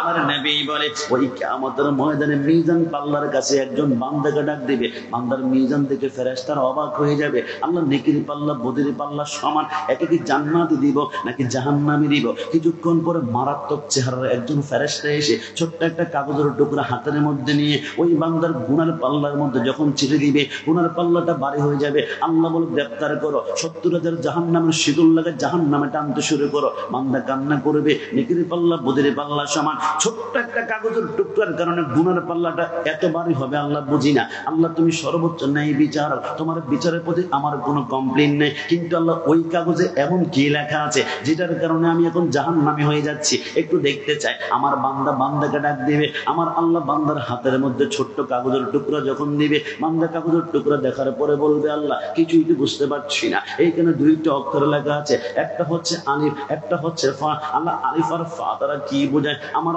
আল্লাহ বলে কোরআনে বারবার বলেছিলাম ফালা তাকুল্লাহুমা উফিন ওয়ালা তানহারহুমা ওয়া কুল্লাহুমা কওলান কারীমা। বলেছিলাম আব্বা আম্মাকে দমক দিস না, চোখ লাল করে কথা বলিস না। তোর আব্বা আম্মা সামান্য টাকা চেয়েছিল ওষুধ পান কেনার জন্য, ধমক দিয়েছিলি। নতুন বিবাহ করে স্ত্রীর প্রেমের মধ্যে পড়ে আব্বা আম্মাকে ধমক দিয়েছিলি, ওই মুহূর্তে আব্বা আম্মার জবান দিয়ে উফ বলে একটা শব্দ বের হয়ে গিয়েছিল। ওই উফ শব্দ বলার সাথে সাথে আমার আরশের পায়গুলো থরথর করে কাঁপতে শুরু করলো। আমি আল্লাহ সব বরদাস্ত করতে পারি, কিন্তু আব্বা আমার জমানার উফ শব্দ আমি আল্লাহ বরদাস্ত করতে পারি না। আজকে না হয় তুমি জান্নাতেই যেটা, ওই উফ শব্দের কারণে তুমি জাহান্নামে চলে যাচ্ছ। কারণ দুনিয়ার জমিনে দুইজন ব্যক্তিকে রাজি করতে পারলে আমি আল্লাহ খুশি।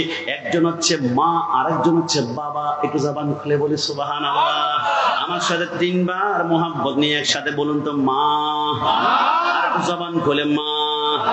আর একটু ভালোবাসা নিয়ে মা। এবার মোহাব্বত নিয়ে বলুন একবার বাবা। আল্লাহর নবী বলে এবার 3 নম্বর জায়গার মধ্যে গেলাম। নবী কি দেখতে পাচ্ছেন? নবী আমার বলো রক্তের সাগর। জিবরাইল এরা কারা? অন্য কেউ নয়, আর রাশি ওয়াল মুরতাশি কিলাহুমা ফিন্নার। দুনিয়ার জমিনে আল্লাহ সুদ হারাম করেছিল। যে ব্যক্তি সুদ খেয়েছে মূলত সে সুদ খায় নাই, গরিব মানুষের রক্তগুলো চুষে চুষে খেয়েছিল। গরিবের রক্ত যে যত বেশি চুষেছে তার রক্তের সাগরটা অত বেশি লম্বা হবে, হাবুডুবু খাবে, নিঃশ্বাস বের করতে চাইলে পাথর মারা হবে। নবী আমার বলে বুঝতে পারলাম। 4 নম্বর জায়গার মধ্যে দেখলাম একজন নূরানি সুরদার মানুষ। উনি আবার কে? বলে উনি অন্য কেউ নয়, ইনি হচ্ছেন মুসলমানদের আদি পিতা হযরতে ইব্রাহিম খলিলুল্লাহ। জবান খুলে বলে সুবহানাল্লাহ। এনার সামনে দেখতে পারলাম কোটি কোটি বাচ্চা বসে বসে কোরআন তেলাওয়াত করছে।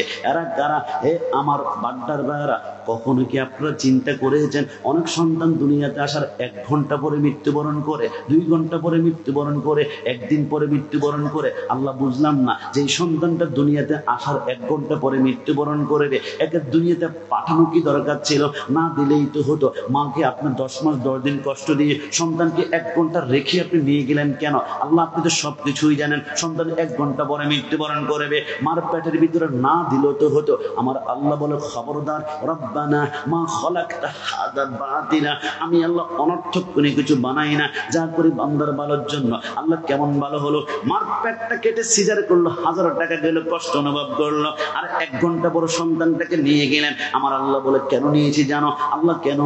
আমার আল্লাহ বলে আমি যখন কিয়ামতের ময়দানে দেখবো কোন সন্তানের আব্বা আম্মা ফুলসিরাত পার হতে গিয়ে গ্রেফতার হয়ে গিয়েছে, এরা ফুলসিরাত পার হতে পারবে না, আমল নামার মধ্যে আমল নাই, নামাজ নাই, এরা ফুলসিরাতে আটকে যাবে। আমি আল্লাহ ওই আব্বা আম্মার সন্তান গুলাকে নাবালক অবস্থায় দুনিয়ার জমিন থেকে মৃত্যুবরণ করাই পেলে, কোনটা পুকুরের ডুবুরের মধ্যে আমি মারিয়ে পেলে, কোন রাস্তায় অ্যাক্সিডেন্টে মারাই পেলে, আল্লাহ কেন? আমার আল্লাহ বলে ছোট্ট বাচ্চাগুলা কিয়ামতের ময়দানে আমার আল্লাহ বলবে যা তুমি নিষ্পাপ, তুমি জান্নাতে ঢুকিয়ে যাও। ছোট্ট বাচ্চা বলবে আল্লাহ আমি তো জান্নাতে যাচ্ছি, কিন্তু আমার মা কোথায়? যেই মা 10 মাস 10 দিন আমাকে গর্ভধারণ করেছিল, রাতের বেলায় 1 ফোঁটা ঘুমাতে পারে নাই, আমার বাবা কোথায়? আমার আমার আল্লাহ বলবে তোমার আব্বা আম্মা তো জাহান্নামে, আল্লাহ আব্বা আমাকে জাহান্নামে রেখে আমি জান্নাতে যাব না, কয়জনে আমাকে জাহান্নামে ঢুকিয়ে দাও। আমার আল্লাহ বলে লা মুমকিন, সম্ভব নয়, তুমি মাসুম, তোমার গায়ের মধ্যে একটা পাপ নাই, তুমি জাহান্নামে যেতে পারো না। আল্লাহ আমি যদি এতটাই মাসুম হই, আমার জবানের সুপারিশে আমার আব্বা আম্মাকে জান্নাতে দিয়ে যাও না। আমার আল্লাহ বলে রহমতের সাগরের তুফান শুরু হয়ে যাবে। দেরি না করে ওই ছোট্ট নাবালেগ বাচ্চার সুপারিশের কারণে তারা আব্বা আম্মাকে জাহান্নাম থেকে আমি আল্লাহ জান্নাতে ঢুকিয়ে দিব। জোরে বলে সুবহানাল্লাহ। আরে আমার যুবক মানে কসম কসম করে বলি, বাড্ডার মা বোনেরা, তোমাদের পায়ে ধরে বলি, আপনার সন্তান প্রত্যেকটাকে হাফেজে কোরআন বানাবেন।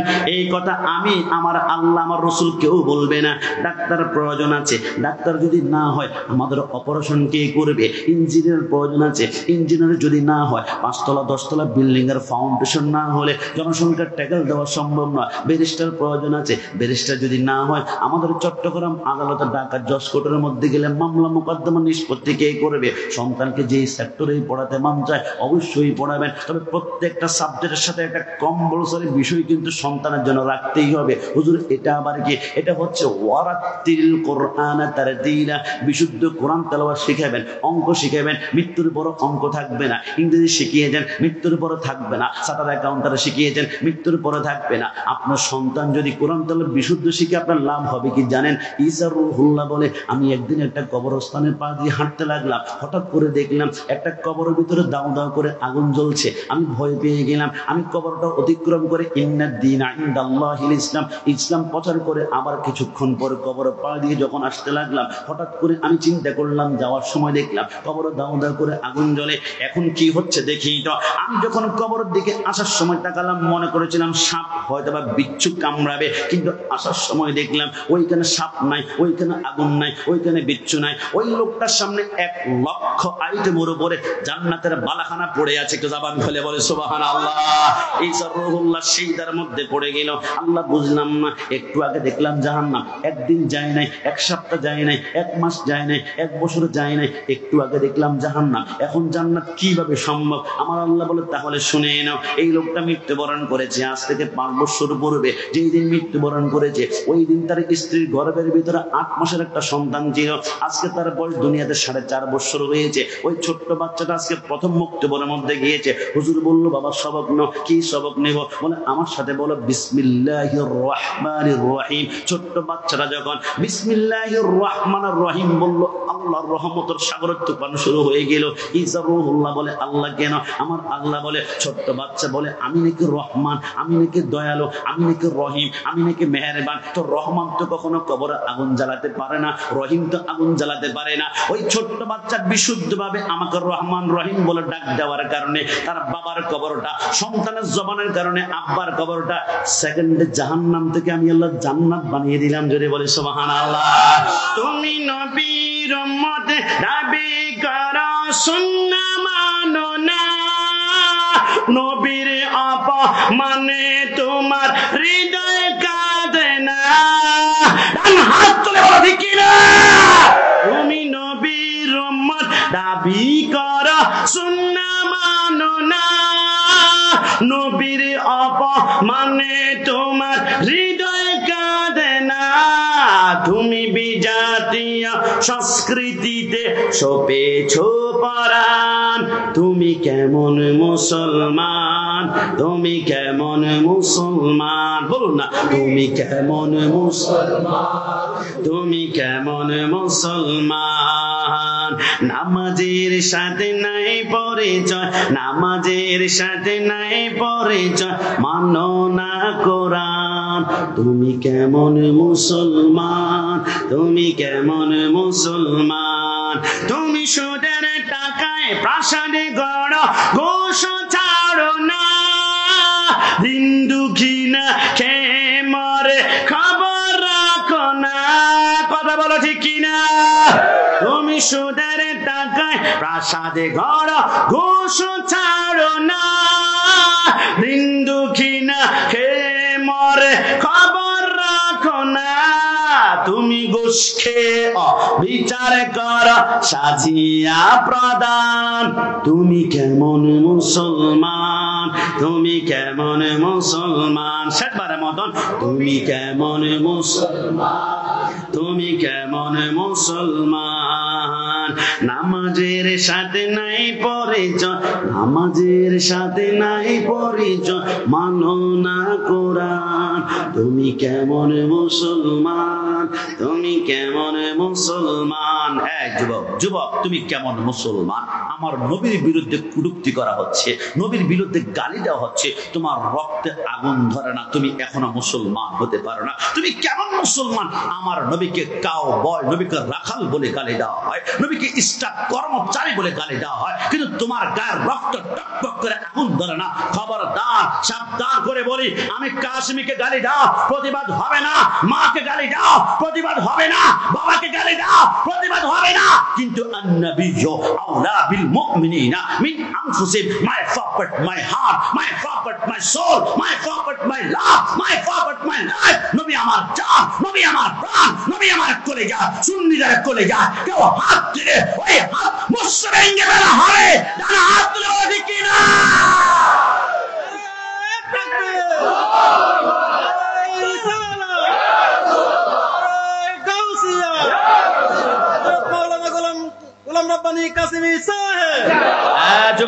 আজকে থেকে লেখা রাখো, যে ব্যক্তি নবীর বিরুদ্ধে কটূক্তি করে, সে কটূক্তি করে নাই, তার পরিচয় প্রকাশ করেছে।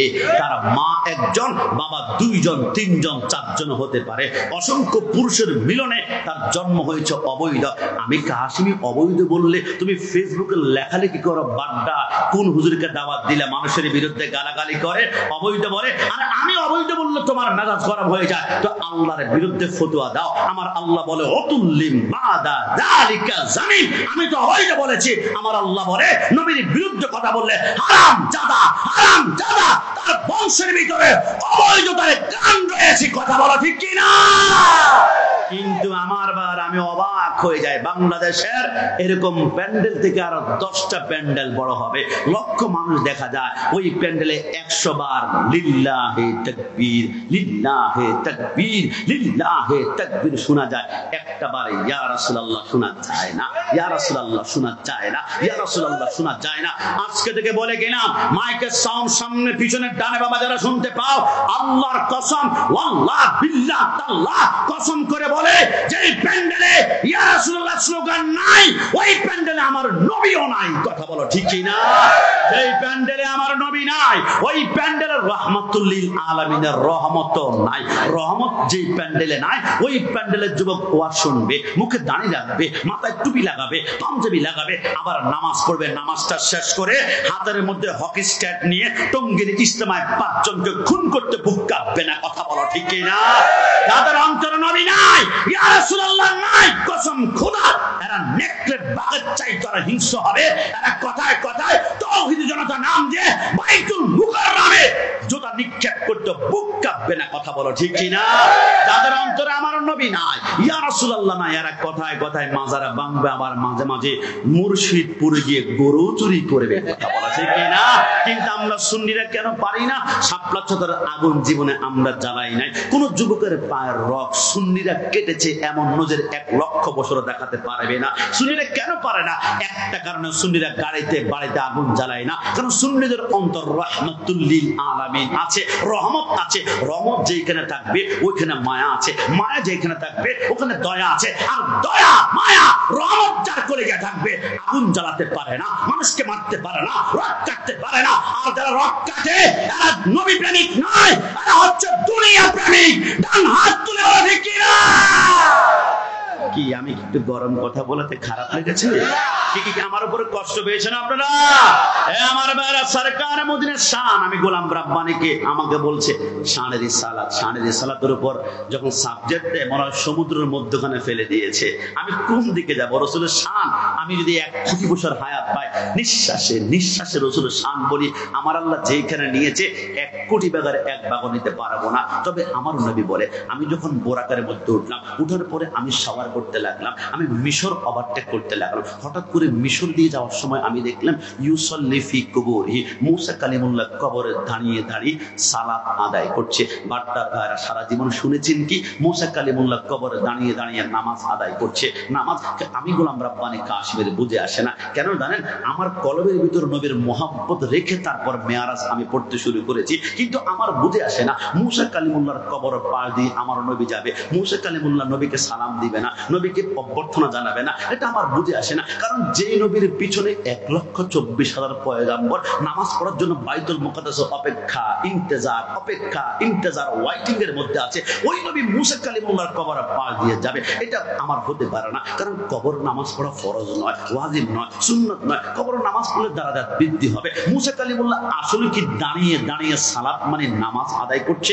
আমি কিতাব পড়লাম মাকামে নবুয়ত, ওইখানে লেখে তোমরা বোকা, তোমরা মনে করেছিলে সালাত মানে শুধু নামাজ। সালাতের একটা অর্থ শুধু নামাজ নয়, সালাতের 52টা অর্থ আছে। তার মধ্যে একটা অর্থ হচ্ছে সাল্লু আলাইহি ওয়া সাল্লিমু তাসলিমা। কসম খোদার, আমার নবী যখন মুসা কালিমুল্লাহর কবরের পার দিয়ে যাচ্ছিল, আমার নবীকে মুসা দেখার সাথে সাথে মুসা কবরে দাঁড়িয়ে নবীকে ইয়া নবী সালাম আলাইকুম বলে সালাম দিচ্ছিল। জোরে বলে সুবহান।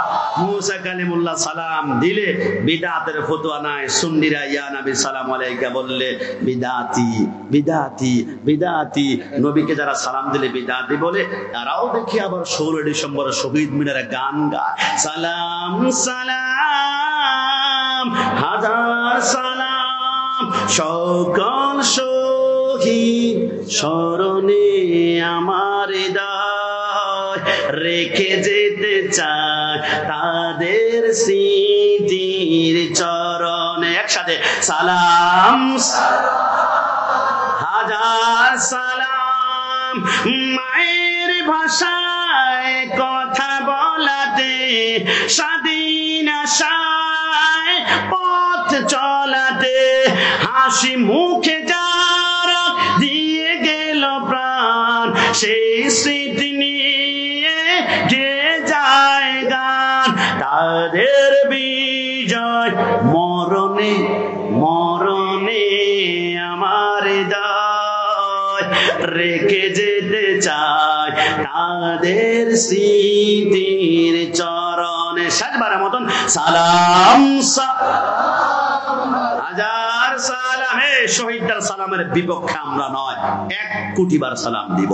1952 সালে রফি সালাম বরকত বুকের তাজা রক্ত ঢেলে দেওয়ার কারণেই তো আমরা বাংলা ভাষা পেয়েছি। ওই শহীদদেরকে 1 কোটি বার সালাম। 1971 সালে 30 লক্ষ শহীদের রক্তের বিনিময়ে বাংলার রাজপথ লালে লাল হয়ে গিয়েছিল, তাই তো আমরা শহীদদেরকে সালাম দিব। কিন্তু আমাদের প্রশ্ন, লাউলা কালামা খলাকতুল আফলাক, নবী না আসলে রফিক হতো না, সালাম হতো না, বরকত হতো না, জাব্বার হতো না, 1952 সাল পেতাম না। নবী না আসলে 1971 সাল পেতাম না। সার্বভৌমত্ব বাংলাদেশ শুধু নয়, হাজীগঞ্জ আজকের বাগদাদ জমিনে সৃষ্টি হতো না। ওই নবীকে সালাম দাও না, আর শহীদদেরকে সালাম দেওয়ার জন্য পাগল হয়ে আছো। বুঝতে হবে তোমরা শহীদদেরকে সালাম দাও দেশের মহাব্বতে না, সরকারের মামলার ভয়ে আর ডান্ডার ভয়ে। কারণ তোমরা ক্ষমতা চাও দুনিয়ার জমিনে। আমরা সুন্নিরা শহীদদেরকে তাজিম করে সালাম দেই, আর নবীকে সালাম দেওয়া মুসা নবী সুন্নাত পালন করে। এটা জবান খুলে বলে সুবহানাল্লাহ। কি নবীকে সালাম দিলে সুন্নি বললে আমরা খুশি না বেজার? সুন্নি পরে যে খুশি না বেজার? এত হাত তুলে দেখাতে হবে খুশি না বেজার? এজন্য যুবক মনে রেখো, ওহাবি বালানা সুন্নি হইয়া থাইকো। এবার আমার নবী সামনে যায়, প্রথম আসমানে গেল। আপনারা তো আমার থেকে বেশি আলোচনা জানবেন। আমার অনেক মুরব্বী আছে 70 বছর, আমার বয়স হচ্ছে 36। আজ 70 বছর যিনি, উনি, আমি যদি 35 বছর মিরাজুন নবীর আলোচনা শুনি, উনি তো আমার থেকে ডবল শুনেছে। আমরা কি শুনেছি? আমার রসুল যখন প্রথম আসমানে গিয়েছে, দরজার মধ্যে জিবরাইল ঠক ঠক করে আওয়াজ দিয়েছিল। ভিতরের ফেরেশতা প্রশ্ন করলো, মান আনতা, আপনি কে? বলে আনা জিবরাইল, আমি হচ্ছে জিবরাইল। দরজা খোলা হচ্ছে না। কিন্তু ভিতরের ফেরেশতা, তুমি কি জিবরাইলকে চিনো না? জিবরাইল তো মুআল্লিমুল মালাইকা। বলে চিনি তো দরজার মধ্যে আওয়াজ করে জিজ্ঞেস করেন, করছে দরজা খুলে দিবা? ভিতরের ফেরেশতা বলে, খবরদার। আমি কেন জিজ্ঞেস করেছি জানো? প্রত্যেকটা আসমানে আল্লাহ দুইটা করে দরজা বানিয়েছে। একটা দরজা দিয়ে সমস্ত নবী ফেরেশতারা আহ্বান করবে, আর 7টা আসমানে 7টা দরজা স্পেশাল, শুধু এটা বাবু মেরাজুন নবী, এটা রাসূল শুধু আগমন করবে। আমি দরজা জিজ্ঞেস করলাম, আমি দেখলাম জিবরাইল দাঁড়ানো আছে। আমি জিজ্ঞেস করলাম, কে রে? বলে জিবরাইল। জিবরাইল বলার পর দরজা খুলছে না। এবার ভিতরে ফেরেশতা জিজ্ঞেস করছে, জিবরাইল তোমার সাথে কে রে? বলে আমার সাথে সাইয়্যিদুল মুরসালিন। ভিতরে ফেরেশতা বলে, ও যার জন্য দরজা বানানো হয়েছে ইনি উপস্থিত হয়েছে, এখন আর খুলতে আমার কোনো সমস্যা নাই। একটু জবান খুলে বলে সুবহানাল্লাহ। জিবরাইল বলে, আমি গেলাম 7ম আসমানের পরে সিদরাতুল মুনতাহা। আমি সিদরাতুল মুনতাহায় গেলে রাসূল সরকারে মদিনা একটু সামনে যেতে লাগলো। আমি জিজ্ঞেস করলাম, সরকারে মদিনা যাচ্ছে। নবী বলে, জিবরাইল সামনে আসো। জিবরাইল বলে, আগার একসর মুই বারতার ফরাম ফুরুগে তাজাল্লি বেসুজাত হারাম। নবী আমি সামনে যেতে পারবো না। কেন? নবী আমার 64 নূরের পাখা যদি এক জাররা পরিমাণ সামনে যায়, আমার পাখাগুলো জ্বলে পড়ে আঙ্কার হয়ে যাবে। জিবরাইল কেন?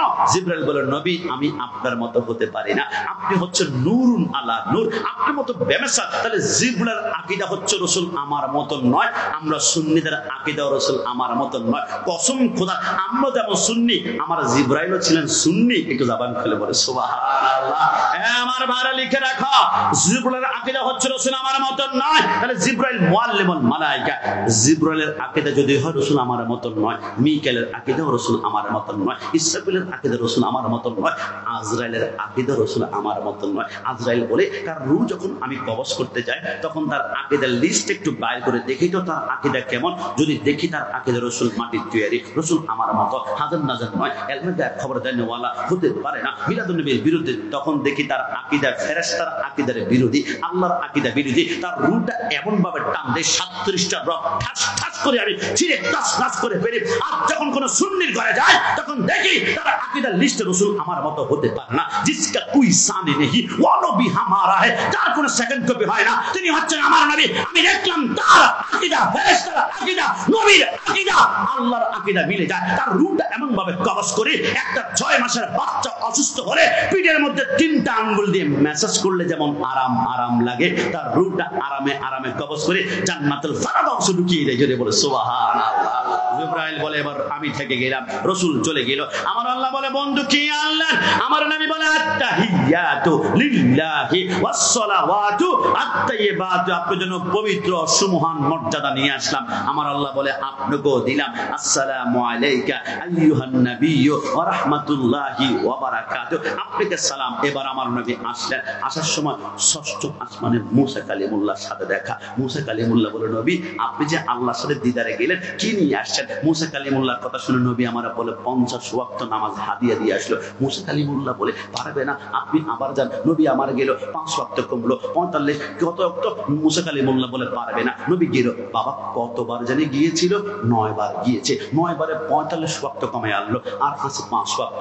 আমার নবী যখন আসলো, মুসা কালিমুল্লাহ বলে, নবী কতটুকু? আমার নবী বলে, আর 5 ওয়াক্ত আছে। মুসা কালিমুল্লাহ বলে, নবী পারবে না, দুর্বল উম্মত, হায়াত কম পাবে, আপনি আবার যান। আমার নবী যখন বলে, কিরে মুসা, একবার গেলে 5 ওয়াক্ত কমে আসে, 5 ওয়াক্ত, আরেকবার যদি যায় 5 যদি কমে যায় 0 হয়ে যাবে, আমল কোথায়, হাদিয়া কোথায়, গিফট কোথায়? মুসা কালিমুল্লাহ বলে, তাই নাকি? বলে, তাই নাকি, তুমি কি হিসাব করছো না? মুসা কালিমুল্লাহ বলে, নবী আমি তো আমার হিসাব নিয়ে ব্যস্ত। এরে মুসা, তোমার হিসাব কি? ওগো ইয়া নবী, আপনি তো দেখেছেন, আলাম তারা কাইফা ফাআলা রাব্বুকা বিআসহাবিল ফিল, আমি ওই না তুর পাহাড়ে দাঁড়িয়ে রাব্বি আরনি দেখতে চাই, দেখতে চাই, দেখতে চাই। আল্লাহ আমাকে দিদার দেয় না, কিন্তু আজকে আমার সুযোগ খুলে গিয়েছে, তকদির খুলে গিয়েছে। হ্যাঁ মুসা, কি বলতে চাও? নবী আপনাকে বারবার আমি আল্লাহর কাছে কেন পাঠাই? নামাজ কমানোর উদ্দেশ্য না, কসম খোদার, যতবার আপনি আল্লাহর সাথে দিদার করে আমার সামনে আসেন, ততবার নবী আপনার চোখের মনের ভিতরে আমি আল্লাহকে দেখতে পাচ্ছি। জোরে বলে সুবহানাল্লাহ। আমার নবী হচ্ছে আল্লাহ দেখার আয়না। একটু জবান খুলে বলি সুবহানাল্লাহ। আরেকটা আওয়াজ দিয়ে সুবহানাল্লাহ। ওই নবীর জন্য আমরা জান দিতে প্রস্তুত আছি, কথার মধ্যে সন্দেহ আছে? যুবক অনেকে বলবে, সুন্নিদের প্যান্ডেলে মানুষ কম, সুন্নিদের প্যান্ডেল ছোট, সুন্নিদের প্যান্ডেলে ক্যামেরা কম। ওদের প্যান্ডেলে লক্ষ লক্ষ মানুষ। খবরদার, বড় প্যান্ডেল দেখলে যদি হকের দলিল হতো তো কারবালার জমিনে ইয়াজিদ বাহিনীর প্যান্ডেল ছিল 22,000 আর হুসাইনের প্যান্ডেল ছিল 72 জন। তুমি যদি বলো ইয়াজিদ বাহিনীর প্যান্ডেল অনেক বড়, ঢুকে দেখি তো নারুল্লাহিল মুকাদা, জাহান্নামে ঢুকে পড়েছ। প্যান্ডেল ছোট হতে পারে, এটা কোনো প্রবলেম না, তবে যেই প্যান্ডেলে ইশকে মুস্তাফা থাকবে, নবীর প্রেম থাকবে, হাসান হুসাইন থাকবে, আলী ফাতেমা থাকবে, সুহাদায়ে কারবালা থাকবে, কসম খোদার এটা ছোট্ট প্যান্ডেল হতে পারে। মৃত্যুর পরে চোখটা যখন বন্ধ করবা তুমি দেখবা সারা দুনিয়ার মতো জান্নাত পড়ে আছে। ধরে বল সুবহানাল্লাহ। যুবক, লিল্লাহে তাকবীর কখনো হুসাইনি স্লোগান হতে পারে না। ডান হাত তুলে বলতে পারে, আমি 2 মিনিটে প্রমাণ করব লিল্লাহে তাকবীর হুসাইনি স্লোগান হতে পারে না। ইমাম হুসাইন কারবালার জমিনে যুদ্ধ করতে করতে করতে হঠাৎ করে তলোয়ার থামিয়ে ফেললো। হুসাইন তলোয়ার কেন থামিয়েছেন? কোনো কারণ তো ছিল না। আপনার সন্তান আলী আসগরের কলেজায় তীর মেরে পিছন দিক থেকে 3 টুকরা তীরটা বের হয়েছে, কিন্তু আপনার তলোয়ার থামেনি। আপনার সন্তান আলী আকবরকে 38 টুকরা করেছে, শুধু 2টা পাক করে দিয়েছে 14 খণ্ড। এই সুখে আপনার তলোয়ার থামেনি। হঠাৎ করে কোনো কারণ ছাড়া তলোয়ার কেন থামিয়েছেন? ইমাম হুসাইন বলে, আমার এই তলোয়ার দুনিয়ার কোনো শক্তি থামাতে পারতো না, কারণ আমার রক্ত তো রাসূলুল্লাহর রক্ত মোবারক প্রবাহিত রয়েছে। আমার হাতের মধ্যে মাওলা আলীর তলোয়ার, আর আমার তলোয়ারে আসমানের সমস্ত বিজলির শক্তি আল্লাহ ঢুকিয়ে দিয়েছে। হুসাইন তারপরও তলোয়ার কেন থামিয়েছেন? হুসাইন বলে, একটি কারণে থামিয়েছি। আমার জন্মের কিছুক্ষণ পরে রাহমাতুল্লিল আলামিন আমার ডান কানে আযান দিয়েছিল, আল্লাহু আকবার আল্লাহু আকবার। রাসূল আযান দেওয়ার পরে ফিস ফিস করে আমার কানের মধ্যে বলেছিল, হুসাইন আমার আযানের ইজ্জতটা রক্ষা করিও। যেখানে আযান শুনবা দুনিয়ার যত গুরুত্বপূর্ণ কাজ থাকবে বন্ধ বন্ধ বন্ধ। আমি তলোয়ার থামাতাম না। কারবালাতে যুদ্ধ করতে করতে হঠাৎ করে ডান পাশ থেকে মসজিদে আযান বের হয়েছে, আল্লাহু আকবার। আমি চিন্তা করলাম, রাসূল বলেছে আযান যেখানে সেইখানে যত গুরুত্বপূর্ণ কাজ স্টপ। এখন যদি তলোয়ার থামাই আমার গর্দান চলে যাবে, তলোয়ার যদি না থামাই আমি বাঁচবো, কিন্তু রাসূলের সাথে ওয়াদা আমার বরখেলাপ হয়ে যাবে। আমি কোন দিকে যাব? আমি চিন্তা করলাম গর্দান 1 লক্ষ বার কাটবো, কিন্তু রাসূলের ওয়াদার সাথে আমি ভঙ্গ করতে পারবো না। যদি বলি সুবহানাল্লাহ। হুসাইন হঠাৎ করে বসে গেল। সেকেন্ডের ভিতরে 4000 ইয়াজিদ বাহিনী বল্লম তীর খন্দক তলোয়ার নিয়ে হুসাইনের চারপাশে শকুনের মত তাকিয়ে আছে। হুসাইন মুস্কি এসে বলে, আমার নানা বলেছে আমি কারবালার জমিনে শহীদ হব, আমি টেনশন করছি না। আমার এক এক ফোঁটা রক্তের বিনিময়ে 70,000 গুনাহগার উম্মত ফুলসেরাত হবে, তবে আমি তলোয়ারের নিচে একটা জিনিস চাই। ইয়াজিদ বাহিনী বলে, কি? ইয়াজিদের হাতের বায়াত গ্রহণ করবা? আর কি বলছ বোকা, 71 জন আহলে বাইতের লাশ আমার সামনে পড়ে আছে, রক্ত কত গরম হতে পারে আমি দেখতে পাচ্ছি, এদের সাথে গাদ্দারি করতে পারবো না। তো কি চাও? হুসাইন তলোয়ারের নিচে বলেছিল, একটা জিনিস চাই, ইয়া আইয়ুহাল্লাযীনা আমানুস্তাঈনু বিস-সাবরি ওয়াস-সালাহ। 2 রাকাত নামাজ পড়ার সুযোগ করে দাও না, 2 রাকাত নামাজ পড়ার সুযোগ করে দাও। ইমাম হুসাইন ইয়াজিদ বাহিনী চিন্তা করলো, জান্নাতের যুবকদের সালাতার একটু সুযোগ দেওয়া হোক না। আমরা তো মুসলমান, আমাদের মুখে তো দাঁড়িয়ে আছে, মাথায় টুপি, আমরা তো মুসলমান। 2 রাকাত নামাজ পড়ার সুযোগ করে দেওয়া হলো। প্রথম রাকাতে 2টা সিজদা শেষ। তারিখ খোলাফার মধ্যে আল্লামা জালালউদ্দিন সুয়ুতী রাহমাতুল্লাহ লেখে, দ্বিতীয় রাকাতে একটা সিজদা দিয়েছে, বাকি একটা সিজদার দিকে যখন যাচ্ছিল ইয়াজিদ বাহিনী বলে, কিন্তু হুসাইন যেমন তলোয়ার ঘুরাচ্ছে, গাজর শশাও তেমন ভাবে কাটে না, তার গতি স্পিডটা কত মারাত্মক। একটা কাজ করো, হুসাইন যদি বাকি সেইটা দিয়ে আরেকবার তলোয়ার নিয়ে সিংহের মতো দাঁড়িয়ে যায়, একটা ইয়াজিদ বাহিনী করে রাখবে না, কচু কাটা করে ফেলবে। একটা কাজ করো, বাকি সিজদা দেওয়ার আগে তাকে তীর মারতে শুরু করো। 147টা তীর মেরে পশমের গোড়া গোড়া ঢুকিয়ে দিয়েছে, 137টা বল্লাম গোটা শরীরে ছিদ্র ছিদ্র ছিদ্র করে ফেলেছে। তলোয়ার দিয়ে কোপাতে কোপাতে হাতের সাথে গোশতগুলা কিমার মতো লটকে আছে। হুসাইন চিট হয়ে রক্তাক্ত অবস্থায় পড়ে অনেক কষ্টে শুয়ে 2টা হাত একসাথে করে বলল, আল্লাহ আমি কি চেয়েছিলাম? আল্লাহ আমি তো মসনদ চাই নাই, আমি চেয়ার চাই নাই, আমি ক্ষমতা চাই না। আল্লাহ 2 রাকাত নামাজের 4টা সিজদা চেয়েছিলাম, 3টা সিজদা হয়েছে, একটা সিজদা এখনো বাকি আছে। আল্লাহ কিচ্ছু চাই না, একটু আমাকে শক্তি দাও, বাকি একটা সিজদা করে আল্লাহ মুত্তাকাসিরু হাত্তা যুরতুল মাকাবির মাকাবির মাকাবির, আমি কবর ও জিন্দেগিতে চলে যাব। আমার আল্লাহ বলে লা মুমকিন, সম্ভব নয়। আল্লাহ দিবেন না কেন? আমার আল্লাহ বলে, বাকি একটা সিজদা কারবালায় নয়, বাকি একটা সিজদা দিবা কুল্লু মান আলাইহা ফান ওয়া ইয়াবকা ওয়াজহু রাব্বিকা যুল জালালি ওয়াল ইকরাম। বাকি একটা সিজদা দিবা কিয়ামতের ময়দানে ডাইরেক্ট আমি আল্লাহর কুদরতি কদমে। ওই একটা সিজদার বিনিময়ে তুমি হাসান হুসাইন আলী ফাতেমা সুহাদায়ে কারবালাকে যারা মহব্বত করবে, প্রত্যেককে আমি আল্লাহ চোখের পলকে পুলসিরাত পার করাবো। জোরে বলো সুবহানাল্লাহ। হুসাইন চিত হয়ে শুয়ে আছে, বুকুর উপর সীমার। হুসাইন বলে কি করবা, জবাই করবা? বলে হ্যাঁ। এই পশমের গলার একটা পশম তুমি কাটতে পারবে না। কেন? বলে আমার এই কণ্ঠ নালীতে রাসূলুল্লাহ 137 বার চুমা খেয়েছে। বলে সুবহানাল্লাহ। আর চুমা খেয়েছে তো কি হয়েছে? হুসাইন বলে আরে বোকা, 137 চুমা, একটা চুমার পাওয়ার তুই এখন জানলি না? বলে মানে কি? বলে একটা চুমার পাওয়ার শুনবি রাসূলুল্লাহ, ইন্না আউওয়ালা বাইতু উদিয়া লিন-নাসি লাল্লাযী বিবাক্কাতা মুবারাকা। কাবা 7 চক্কর করার পরে হাজিরা একটা পাথরের মধ্যে চুমা দেয়, এটার নাম হচ্ছে হাজরা আসওয়াদ। কিন্তু হাজরা আসওয়াদকে চুমু দেওয়ার জন্য লক্ষ মানুষ লক্ষ লক্ষ টাকা খরচ করে, অনেক মুরব্বী বিভিন্ন পাঠান যুবকদের ধাক্কা মৃত্যু পর্যন্ত বরণ করে ফেলে। এই যুবক তোর কি হলো? এই মুরব্বী তোর কি হলো? আমাদের সিলেটের জাফলংয়ে পাথর আছে, লাল নীল বেগুনি রঙের, ওটা কালো পাথর। চুমু দেওয়ার জন্য জীবন বাজি, আবার লক্ষ টাকা খরচ, আবার পরিশ্রম। মক্কায় এই পাথর তোরা তো পাওয়ার কেন, ক্ষমতা কেন?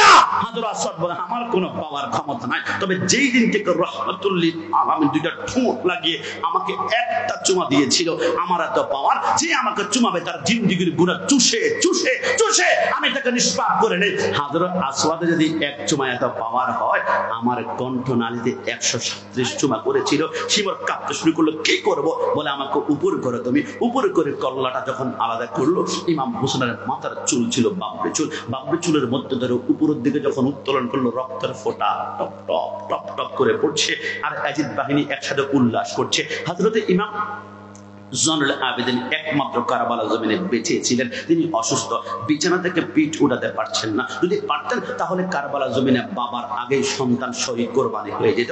ইমাম জয়নুল আবেদিন বলল, কিরে, কারবালা জমিনে 72 জনের লাশ পড়ে আছে, রক্ত এখনো টইটুম্বুর হয়ে আছে, নামাজে যাদেরকে সালাম না দিলে নামাজ পর্যন্ত হয় না, এরা কারা? কারবালা জমিনে জান্নাতের যুবককে শহীদ করে কোরবানি করে এরা আনন্দ করে, এরা কারা?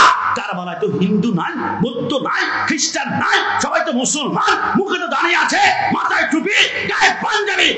কোন আইটেমের মুসলমান, কোন ধরনের মুসলমান আমি দেখার জন্য আমি মাটির মধ্যে গোড়াগড়ি দিতে দিতে দিতে দিতে আমি তাবুর সামনে গিয়ে তাবুটা যখন আলোক করলাম, শোয়া থেকে দেখলাম আমার বাবা হোসেনের মাথাটা শিবর হাতের মধ্যে রক্তের ফোঁটা পড়ছে, আর ইয়াজিদ বাহিনী রক্তের ফোঁটা দেখে আনন্দ করছে, আর ডান হাত তুলে স্লোগান দিচ্ছে। স্লোগানটা ছিল এমন, লিল্লাহে তাকবীর, লিল্লাহে তাকবীর, লিল্লাহে তাকবীর। আমি ঘন্টার পর ঘন্টা অপেক্ষা করলাম, একটা বার তারা ইয়া রাসূলুল্লাহ বলে কিনা, কিন্তু ঘন্টার পর ঘন্টা চলে যায়, একটা বার তারা ইয়া রাসূলুল্লাহ বলে না, ইয়া রাসূলুল্লাহ বলে না। ইমাম জয়নুল আবেদিন বলে, ওই দিন থেকে স্লোগান হয়ে গেল দুই প্রকার, একটা হুসাইনি স্লোগান, একটা ইয়াজিদি স্লোগান। হুসাইনি স্লোগান হচ্ছে নারায়ে তাকবীর, আল্লাহু আকবার, নারায়ে রিসালাত, ইয়া রাসূলুল্লাহ। আর ইয়াজিদি স্লোগান হচ্ছে লিল্লাহে তাকবীর, লিল্লাহে তাকবীর।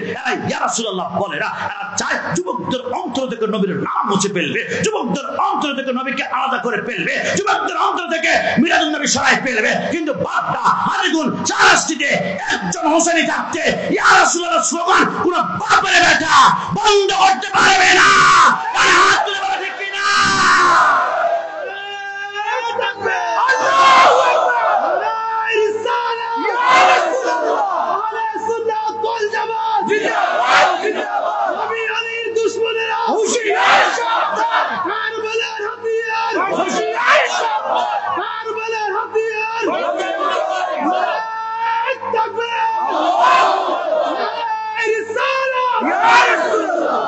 যুবক, ভয় পাবা না। তোমরা অনেকে মনে করবে হুজুর এদের টাকার কোনো অভাব নাই, এদের বিশাল প্যান্ডেল, এদের শক্তির কোনো অভাব নাই, সুন্নিদের ফেসবুকে লাইক শেয়ার নাই, ওদের কমেন্ট নাই, ওদের লাইক শেয়ার অভাব নেই। খবরদার, আজকে থেকে লিখে রাখো, বাতিল সব সময় শক্তিশালী হবে।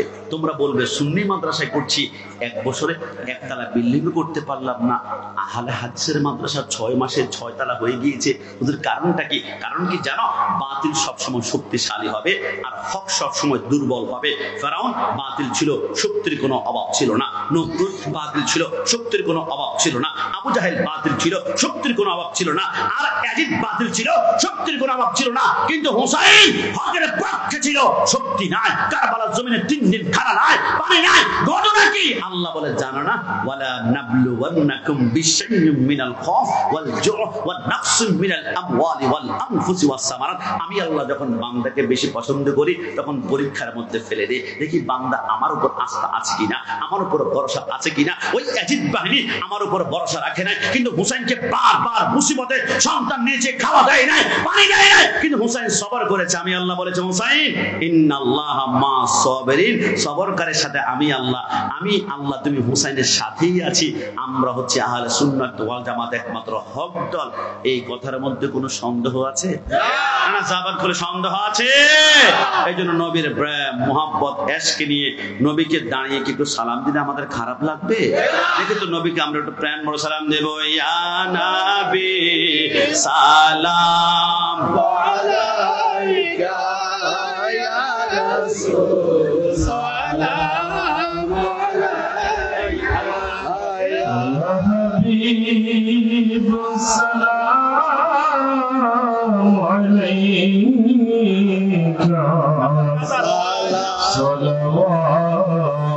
সালাওয়াতুল্লাহ ইয়া রাসূলুল্লাহ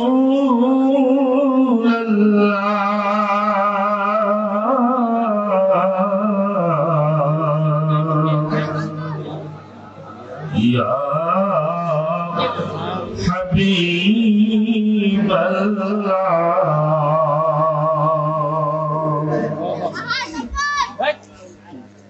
নবী মরণে হইব একা, নবী কবরে থাকিব একা,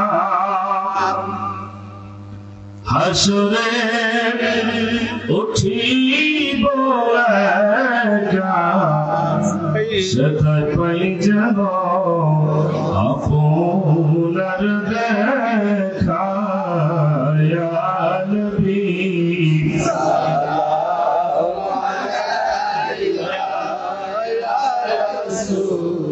সালাম আলাইকা ইয়া হাবিব সালাম আলাইকা সালাওয়াতুল্লাহ আলাইকা।